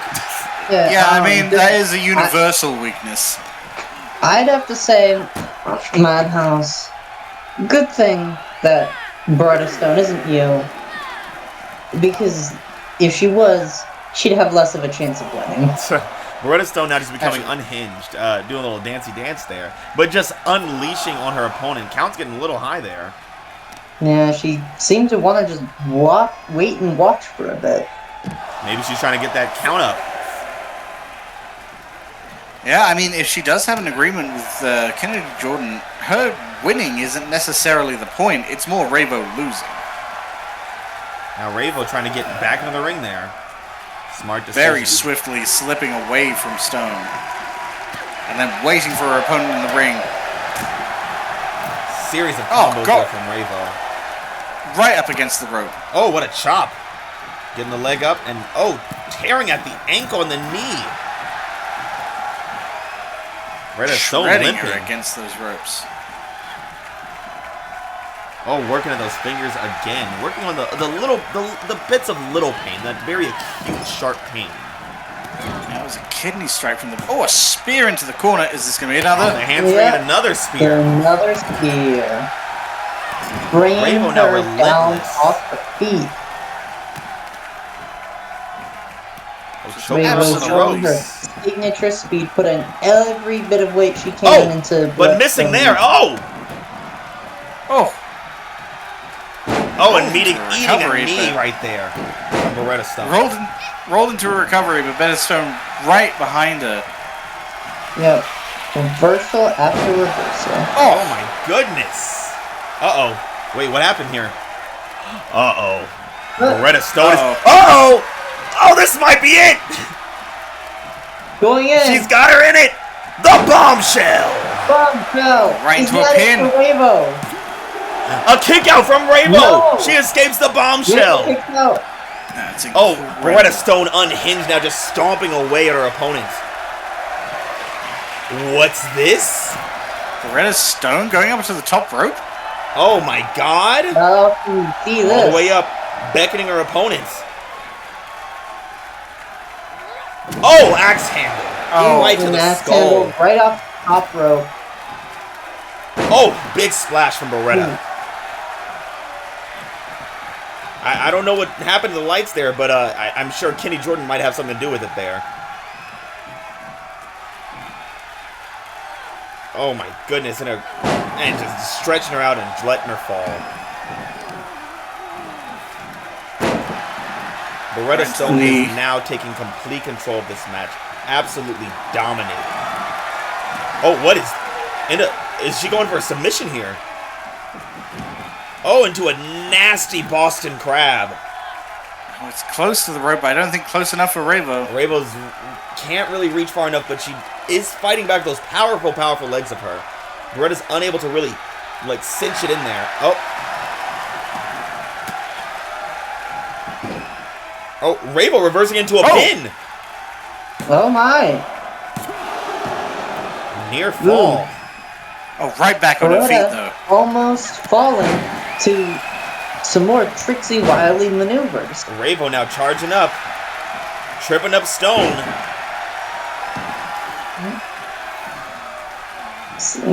Once again, the best way to beat Beretta Stone is to outthink her. Oh. Oh, what a stomp. Oh. Right into her chest as well. That must have kicked the air out. This could be it. It is not. Kick out. Beretta Stone glaring not willing to let it end just yet. Nope. Oh my god! What a clothesline! Beretta Stone reminding Ravo that she is not the only powerful competitor. Oh, Beretta Stone taking a bit too much time to gloat there. Ravo letting her knee just hit the mat. Oh, a lancing blow. Kick. Beretta Stone did not seem to like that at all. Oh. I don't think Beretta Stone likes anything that's happening here. It's not fast enough for Ravo. Beautiful combinations. Oh, what's she doing here? Beretta Stone gasping for air there. And oh, guillotine knee drop. Jesus. All that weight onto your back, the back of your neck. Only it didn't just fall down straight to the ground. Oh, going for another one. Oh! Ooh, tried to get her on the leg, but she moved him out before she could. Oh, catching her. And despite it, Ravo's ready. She's back on her feet even faster than Stone was. But both these women got to be aware of that count still. Yeah, that's the danger of going up against Ravo. The longer you fight her, the more she can read your moves, the more she can adapt, the more she can complement you. A back kick from Beretta there. Beretta taking it back to the ring, not letting Ravo get a DQ clean victory here. Ravo fighting back again. No such luck. You don't want to come at it from leg side with Ravo. Oh. Into a pin. Ooh. Ooh. Oh. Gonna take just a little bit more damage than that to put away Beretta Stone. She is back on her feet. It looks like running she at is it again. on the rope. Again. There's no way. This time it was enough. It is. The power. Ravo took down Beretta Stone. Winning with roll a up after roll up. I mean, it seemed very much like she knew she wasn't going to beat Beretta Stone in power. She had to rely on technique and just spontaneity. Just rolling up and hoping that she would get lucky at least one of those times. And she did yet again. Or maybe it was skill. I don't know. Maybe it was a great strategy. There's something to be said. Beretta Stone just couldn't keep up with the lightning fast movements of Rachel Votta. Yeah, not just her movements, her recovery was so fast. Even when she failed to move, even when there was a counter by Stone, Ravo was the first on her feet every single time, and I think that's the key for her. She chiseled away at Stone, like just small nicks once in a while, but constantly, consistently, until there was nothing left. My goodness. Well, I mean, I guess Kenny Jordan has an ally in Beretta Stone, and Rachel Votta is slowly pushing her way up that ranking and maybe even to a title match at Borrowed Time against the champion Kenny Jordan. Like, more and more, Kennedy Jordan keeps demanding that Rachel Votta proves herself, and more Rachel Votta does. I think it's also worth considering, is Jordan still going to be invested in Beretta Stone after this? I mean, she's already proven she's lost to the up-and-coming underdog.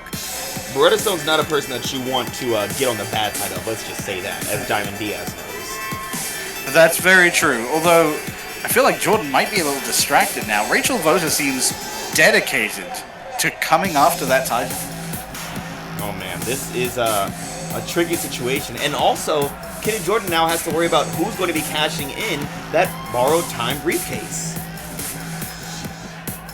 Yep, splitting her attention, that can only be advantageous for anyone coming after Jordan. Well, that brings us to our main event. The tag team champions, Vicious and Delicious, have promised us a continuation of their revenge tour. And I'm looking at what has been sent to me now. They are targeting Lucha Dragons as we had predicted earlier tonight, and it seems they want Hercules Jimenez. Unfortunately, as we also said earlier tonight, the Lucha Dragons aren't likely to throw one of their own to the wolves, not without a fight. And I have to imagine that means some of his teammates are probably going to come out and try and represent him here. Yeah, if not Hercules Jimenez alone, maybe him and Psycho Cyclone, maybe Mr. Macho as well, maybe Kitty Malandra even as a manager now that she's not going to borrow time. Don't remind me. Yeah, I don't know how this one's gonna go, but I'm kind of worried about Vicious and Delicious. I think they might be getting a little too much of a taste for vengeance lately. Yeah, we said it before. The Lucha Dragons as a whole aren't necessarily responsible for what happened to Valentine last time. I feel like this may be kind of overextending themselves unnecessarily. Well, here comes whoever is representing the Lucha Dragons tonight. Hopefully it's... The following is a tornado tag Mr. Macho? This is a tag team match. Who's with him? I don't see anyone else. Does Mr. Macho intend on taking on both of them at the same time on his own? I think are you seeing what's happening here? I think I see what's happening here. Mr. Macho wants to protect his teammates. He knows how powerful Vicious and Delicious are, even alone. Together they are insurmountable. I think he may be going out there so that the rest of his team doesn't have to. You think he's taking one for the team here? I think he's going to try, maybe, he is the most charismatic, he's the most diplomatic of the Lucha Dragons. Maybe he's going to try and talk some sense into Vicious and Delicious, but if that doesn't work, I don't think he wants Psycho Cyclone or Jimenez on the other side of him. He's putting a lot on the line in defense of a teammate who's been going behind his back. And let's not forget that Black Blaze has been after Mr. Macho constantly, plotting and scheming in the shadows. I wouldn't be surprised if Mr. Macho takes an injury from this and Black Blaze goes to the hospital and breaks his legs more. Yeah, really, Mr. Macho is putting himself in a very risky position for what might just amount to nothing. Something that I don't believe Hercules Jimenez would do for him. Yeah, and besides, after the Vicious and Delicious, very obviously tear through Mr. Macho, what's stopping them from going after Jimenez next? Well, here's something to consider. Once our champion did he say delish? So it's worth considering maybe this is even an attempt by Mr. Macho to show Jimenez what it means to be a Lucha Dragon. That he is willing to put himself in front of what is essentially a steamroller of a team for his companion. Maybe he is trying to get through to Jimenez to show him that working together is the only way to survive this. Well, Mr. Macho is no easy competitor. I mean, this is still going to be a hard match for Vicious and Delicious, but man, I do not envy him right now. Oh! Kenny taking some time to relax, letting his boyfriend take the fight to Mr. Macho, and Mr. Macho taking the fight to Vicious instead. Oh. And Kenny putting down Mr. Macho with ease. Mr. Macho trying to get to the ropes, using his Lucha Libre style, but Vicious and Delicious not allowing it. It is too little, too late. Uh-oh. Powering over Kenny there. And powering through Oxley. Yeah, that is something to keep in mind here. While Oxley and Valentine are both incredible competitors, Macho is a mountain of muscle. I mean, did you see how his big meaty arm managed to hit both Kenny and LJ at the same time there? Oh, trying to go into a submission. Kenny whiffing over the top. Kenny but it doesn't look like LJ needs to help. Yeah, Kenny has confidence in his boyfriend. He knows. And it doesn't seem like Vicious and Delicious care who they're beating up right now, as long as somebody pays. Oh, Maybe. Unfortunately, they may have gone after the wrong target. Oh my goodness. Now, Mr. Macho is defending a member of his going stable, for the a member pin, of a the very Lucha cocky Dragons. pin. Oh, and Kenny and breaking right it up. from behind, Kenny takes him. A counter from Macho. And now Kenny. Oh, with the Spanish fly. Oh, and a standing shooting star. Are you allowed to do Spanish flies against Luchas? Oh, I never really thought about the optics on that, actually. Yeah. Oh, another standing shooting star press. Yeah, that one's fine. Mr. Macho having to roll out to catch his breath. And Vision Delicious Right going to to meet his him feet. there. Valentine is readying up on the ropes. Oh, a lariat with an axe handle. What coordination from Vision Delicious? Valentine, no doubt, about to show off in the ring. Yep, there it is. dancing away. Kind of knew it as soon as he was. Oh, Mr. Macho getting the best of Oxley there. Mr. Macho now with the steps. This is still a DQ match, and Oxley getting a kendo stick. What is going on here? It seems all these men are just blinded by anger right now. I don't think they care if it's DQ or not. They want to make someone hurt. And Macho is not the easy target they might have thought he was. Well, it looks like Kenny just wants to show off the people, but... Yeah. Oh! Oh, a flying punch in the corner. Oh! And a spear! Oh. Vicious is in the zone right now. And Valentine finally deciding to contribute to this match. Oh, and just wearing down Mr. Macho on the ground as he has to roll out a second time here.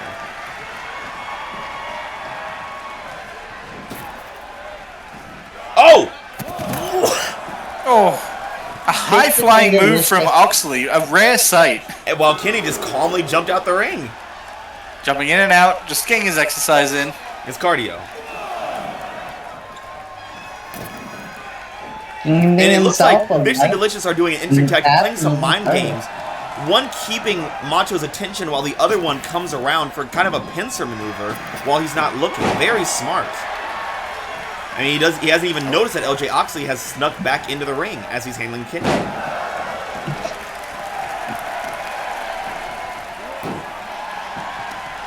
Yep. Waiting for the right moment to strike.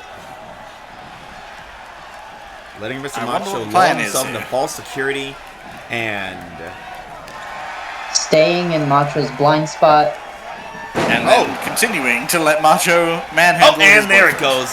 That's what we were waiting for. LJ letting himself get angry at his boyfriend getting beat up and then going crazy. Macho a spinning reverse fist. Just flipping him off to the side. Well, Kenny pelvic thrust from the outside. Uh-oh. Is he going for a Macho roll into a pin? But Kenny's right there, breaking it up immediately. No way. Yeah. And that's where this numbers game is going to really be bad. Macho has to get a pinfall or submission just to get a victory. But he has to be wary of the other person there as well. Yeah, there's almost always going to be someone around to break it up. He can't just take one out. He has to take both members out. I have to comment. Mr. Macho's defensiveness has been his greatest strength. Dodging various strikes, blocking crucial heavy hits like that flying punch. He knows he's on the back foot and he's trying to handle it as best as he can. Uh-oh. This could be it. Ripcord lariat from Oxley, turning Macho inside out. Ooh, pick out shoulder on bun too. And this is definitely an uphill battle in the worst champions way are for looking Macho. hyped up now. And Kenny now over. Oh! Yep. Full body weight down on Macho while Macho is looking at Oxley. Mr. Macho isn't safe anywhere in the ring or out of it. Yeah, that flying attack wave made more sense. Uh-oh. Kenny now at the top rope. Is he going to jump from there? Oh god, speaking of flying attacks. It looks like Oxley's gonna... Oh my god! Lifting him up for his boyfriend. Oh, and a sling blade! My goodness, and Kenny just dancing in his face. What Vicious teamwork. and Delicious showing their trademark beautiful coordination. I don't think there's a tag team on the roster that is as coordinated as Vicious and Delicious. There's a reason they're wearing the belts. We gotta keep their Oxley in the ring. somehow. Kenny coming off the springboard. Oh, but missing. Oh, jeez. Oh! Luckily, it didn't matter much. Uh-oh. Double fisted. Is he charging up? He's preparing. He's Kenny better getting get out ready. the way. He's Alright, so he getting did. in Discus for a punch. Discus punch. Oh, spinning Is all the that way it? around.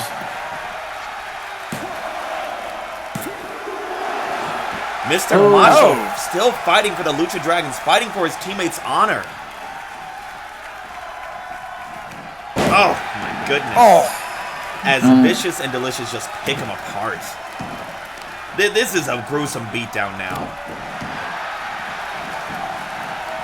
You know, it made sense with Austin. Austin was part of the group that attacked Valentine. Shooting star. Oh, missed! Oh! Oxley caught And floating. immediately going for the standing opponent. A good strategic move from Macho. And then going for Valentine, the other standing enemy. Uh-oh. Oh, unfortunately. But the numbers game will always get to you. Yeah, Valentine was just a bit too ready, and Oxley was a bit too angry. Valentine still dancing, never stopping. I think he might dance more than Ravo, honestly. At least Ravo dances in her, like, combat. Well, at least Ravo dances well. Oxley again on the top rope.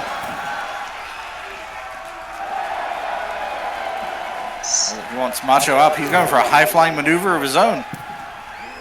Accent. Oh, missed it. Oh! Mr. Macho saw it coming. And Kenny, landing on Mr. Macho, but it seems like he missed most of that. Macho's the only one in the going ring. back in the ring. Vicious and As a Delicious summon not forward, far that might not be a behind. good idea. Yeah, I wouldn't have gloated in that exact moment. Oh, neck breaker. But then I guess Mr. Macho knows he isn't going to win this match. He's just trying to show these guys what they're doing is not phasing him, not breaking his spirit. I don't think they he's care. a dragon. The Macho-est dragon of all. I don't think they're trying to Oh, break his spirit. Oxley I think knows they're trying exactly to break where his he's going. body. And whether Mr. Macho wants it or not, that's what's gonna happen at this rate. Kenny now. Oh! Jeez.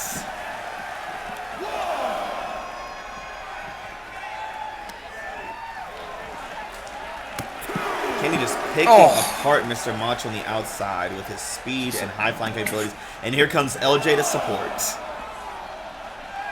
Oh, here are the steps. Kenny playing with the steps. Kenny Doing a again little pelvic thrusting when Macho is at the prime opportunity to put this away. I mean, it seems like Vicious and Delicious don't want to put this away. They want to make an example out of Mr. Macho for the rest of Lucha Dragons. Probably to tell Hercules Jimenez to never try that shit again. They're gloating, they're taunting. I don't think they really... Ripcord they know lariat. they've got this. Ooh, ripcord lariat. Oh, he still got him up? Oh, not even finished with him yet. Oh, just Like you said, I don't think he combinations. wants... I don't think they want to win just yet. I think they want to show just their sheer dominance. Make sure that, not even just Jimenez, that no one tries this. No one tries to dismantle them. No one tries to take them apart. No one tries to go after them 2-on-1 ever again. Because this is what happens, not just to you, but anyone associated with you. Well, what is LJ doing Vicious here? and Delicious. They will come after you. They will come after your loved ones. They will come after anyone even you standing. call a friend or who calls you a friend. They will come after you, your friends, your family, your loved ones. No one is... Going for a flying forearm, but not paying off there. Oh, Kenny trying to go for another suicide dive and not paying off. Oh, Mr. Macho charging for something, but... Oh, Kenny. Oh, my goodness. Oh, taking him down. It is just an all-out brawl outside the ring right now. Mr. Macho meeting the metal there. Vicious and Delicious heading inside the ring. Oh, and the synchronized dancing Mr. from these Macho two. back in with them. He's got to get in there, otherwise he loses. A DQ victory would be heartbreaking right now.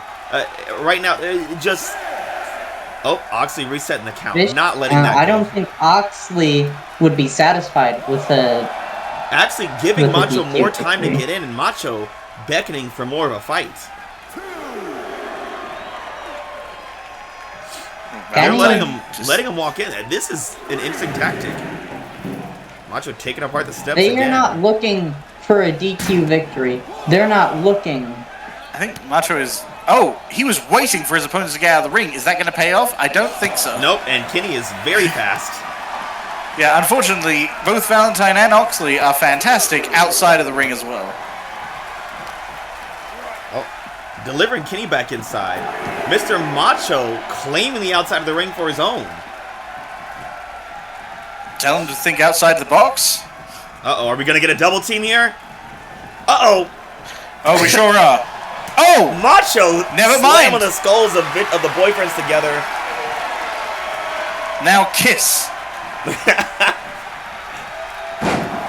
Oh, man, but a short-lived victory there. Back outside the ring. Honestly, maybe not a bad move from Macho to keep drawing his opponents outside the ring, but they cannot claim victory. Giving him a chance to recover, a chance to... And Kenny stop ragging him out.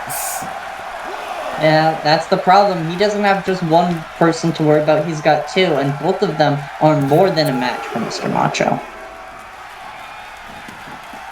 And I think it's an interesting tactic that Vicious and Delicious keep resetting the count. They could put this away easily with a DQ. Break the spirit of Lucha Dragons by, eliminating the leader with a DQ. Like, he just could not respond. Or was too scared to get back in the ring. But no, they keep resetting it. Keep giving him more time. They want to hurt them. Yeah, it's like I said, they don't care about breaking their spirit. They don't care about a moral, about destroying morale. They want to break their bodies. They want to cause them physical, tangible pain. And I can get behind that. The only man standing in the ring is Macho right now, but Oxley is maneuvering around behind him. He's got the steps again. He can't use those Oxley. Got it. I will say, Mr. Macho's credit, he's probably here it comes! The Macho Roll! Oh. Is that going to be it for Kenny Valentine? No way. No, Oxley is right back in. The ref too busy counting on Oxley to even see the pin was happening. Oh! Sliding forearm. Sliding lariat. Clothesline something. No, Oxley's ready for Macho to roll out of the ring. Calling Macho up to him. Wanting to get back in. Yeah, I will say for Mr. Macho's credit, of anyone who's gone up against Vicious and Delicious 2-on-1, he's probably lasted the longest. Yeah. Did you see that?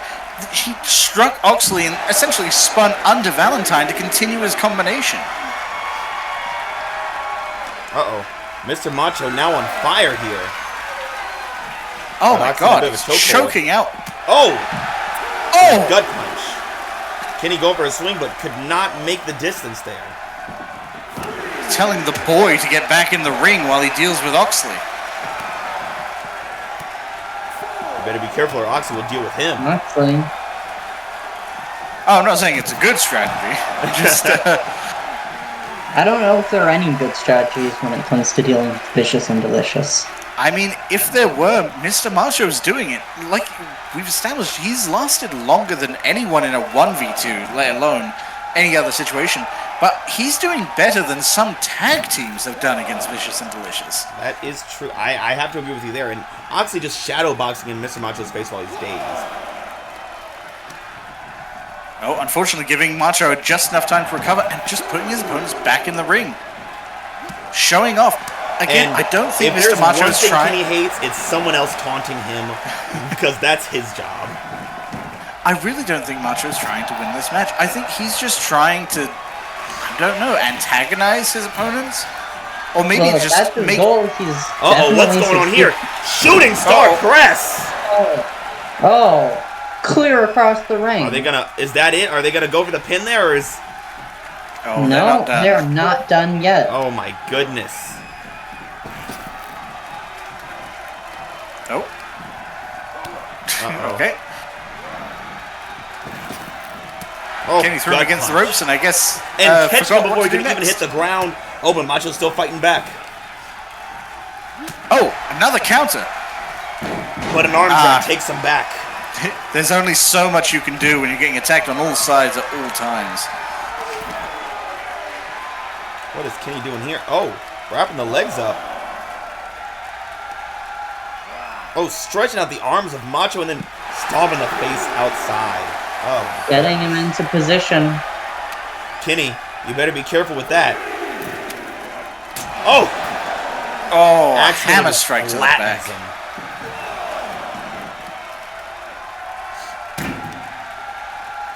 Oh, careful. Send him back in the ring. Almost- LJ can try to get a little almost- punch in before he gets all the way through the ropes. Almost tripping him over the steps. Oxley pumping himself up. What's Kenny going for here? Right into the corner. Uh-oh. Pushing him up. Yeah. Oh, Kenny charging up. And sending him down right into Oxley's grasp. Oh, but into a pin instead. That has to be it. He's taking so much punishment. That's it. Yeah, there was no way Mr. Macho was getting out of that one. And I'm surprised if he's not injured. This match only had one real ending, and the only thing that mattered was how he got there. Honestly, just like with Valentine, I paid him full respect, even for losing against Austin and Jimenez. Full respect to Mr. Macho for lasting as long as he did and putting out the punishment he did against the Vicious and Delicious together.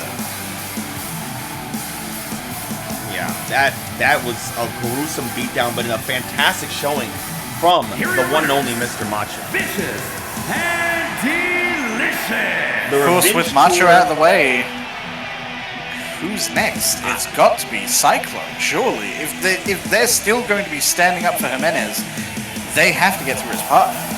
I mean, at this point, Jimenez and Cyclone better just show up together. Right? You're either divided, fall, or together you'll probably still fall, but at least you'll stand more of a chance. At least you'll be together. At least one of you could distract the other so you're not getting punched in the back of the head as well as the front. I mean, but it's the thing, I'm not sure how much of that unity is being valued by both members of the Lucha Dragons tag team. I mean, I think this fight might be enough to invigorate them. Maybe that was the goal the whole time. Mr. Macho showing them the spirit of a dragon is not so easily broken. Well, the spirit might not be broken, but his body certainly is. Mr. Macho's chances in any match he takes in the future while he's recovering from this do not look good. Especially if Blacklist is in the picture. Yeah, that is still an issue. We still have to worry about Black Blaze being around doing whatever it is that he plans to do. And I'm worried about what's going on with the Lucha Dragons in general. Kitty Malandra will not be going to Borrowed Time. Mr. Macho may very well be injured after that fight. And Hercules Jimenez and Psycho Cyclone haven't been on the same page since Breakout, or a little bit before then, honestly. I'm worried. I'm unsure of where this is going to go for the Lucha Dragons. And I don't know who's left to face Vicious and Delicious at this rate. Well, that is not a problem for this week, because we have reached the end of our show with, unfortunately, Mr. Macho's well-fought failure. But on to brighter news, we do have new entrants in the Borrowed Time match. That's right. Now we know 3 of our 4 women who will be competing in our Borrowed Time match. Morgan Grimm, the Princess Alexia Quinn, and the Disciples of Darkness, Angelina Grace. And they will be joined by one more woman as we decide who that will be next week, as we see the matchup of possibly the century. We see Diamond Diaz versus Sunshine Sullivan. for that final spot at Borrowed Time. One high flyer with a heart of gold, and the other one with a body of diamond. Who will come out on top? I am terrified to know the result, honestly. And we also have our men, as we see Brutus Knight and Richie Rivera of the men's division going into Borrowed Time. And from the world division, Mike Big Bad, Mike the Reaper Reed, locking in his spot. But there's one more person who will join them. As we see next week, Warren Maverick take on the superstar, Jason Pham. Oh, man. That'll be interesting. I'm obviously hoping for Pham. I love the tassels. But Warren Maverick is... the beast. is unpredictable. He isn't used to fighting men. He's fighting animals. In Australia. Has been used to fighting. He's fighting animals in Australia. Yeah. That's where animals are at their worst. That's like their domain expansion. Yeah, that is animal hard mode. Well, let's see if Jason Pham can be one step closer to that elusive destiny of his, or if Warren Maverick can add a dragon to the list of animals he's Jason conquered. Pham's the other one. Adrian Yamamoto's the dragon. Yeah. Oh, I don't care. They're all the same to me. Jason Pham's the guru. Adrian Yamamoto chasing all elusive destiny. Warren Maverick adding dragon to the list of animals he's conquered. I am sick of hearing Adrian Yamamoto isn't even in the match. Are we sure? No, he is not. He's not at Borrowed Time. He's not going to be in the Borrowed Time match. Fine. Warren Maverick's gonna kill Jason Pham and we're all gonna go home. Oh my god. Anyways, beyond that, we still have a lot to worry about with Black Blaze lurking in the shadows. I don't know what he's up to. And we also have the Varsity Club, who is once again proving themselves as the #1 contenders against the Fabulous Truth. And at this point, you know, the word backstage is that the GM is getting tired of hearing all the complaining from all the women's tag teams right now. Everyone's screaming and scratching and clawing for a spot, and I don't know what's going to happen, really. And then we have... It is inevitably going to have to come down to the Varsity Club and Fabulous Truth in a proper tag match at some point for that belt. I don't know. At this rate, it might get a little messy. Ah, so mud wrestling, you say? No, not that. We're not going back to that era. No mud is going to enter my ring if I have anything to say about it. Well, hopefully at Borrowed Time we get to see our world champion Cassidy Graves again. I mean, it's been a while, hasn't it? Yeah, I've missed him just completely dismantling everyone he faces. Yeah, it's been a while since we've seen him. I mean, who's even left to fight him at this point? I don't know, God? I don't think he'd stand a chance. I don't like God's chances. I think Cassidy Graves has fought more battles than God has. Cassidy Graves is an enigma of a person, and I love to see this man in action. He's great. And, you know, not to get on the general manager of UPW, but I feel like, you know, we've been kind of shorted on him lately. Well, the manager tends to believe that Cassidy Graves is too predictable, in that he predictably wins every match he enters. But it's great. He thinks it isn't for good viewing. I disagree. Yeah, maybe the general, maybe we should be the general managers, huh? I'm sorry, I didn't mean that. I didn't mean that. I'm sorry. No. I like that. That's a good idea. No, Ava, you're gonna get us in trouble. Please, Ava, no. I didn't mean that. I didn't mean that. I'm so sorry. Should be the general We at the commentary table are perfectly happy where we are with our current roles. Yeah, having read the terms and conditions, I can unequivocally say we have no intentions of challenging the general manager in any way. In fact, verbally or otherwise. Yep, and what I said was a mistake and a lie. So we can edit that out. A little poorly timed joke. Yeah, we can just edit that out, right, guys? Like, we're not. This is live. Oh. Unfortunately, most of our shows are live. Ah, okay. Well, until next time, everybody. Thank you for joining us here at Underground Pro Wrestling. Oh wait, I said that backwards. Thanks for joining us here at Underground Pro Wrestling. No, and no, I thank them. Wait, what do you say? Hold on, what do I say? I'm so flustered after the scare from the general manager there. Oh god, he's walking down the ramp. Well, until next time, everybody. Thank you for joining us. And I smell blood. Oh god, he's coming. He's running. We gotta go. Everyone get your. Watch out! Help!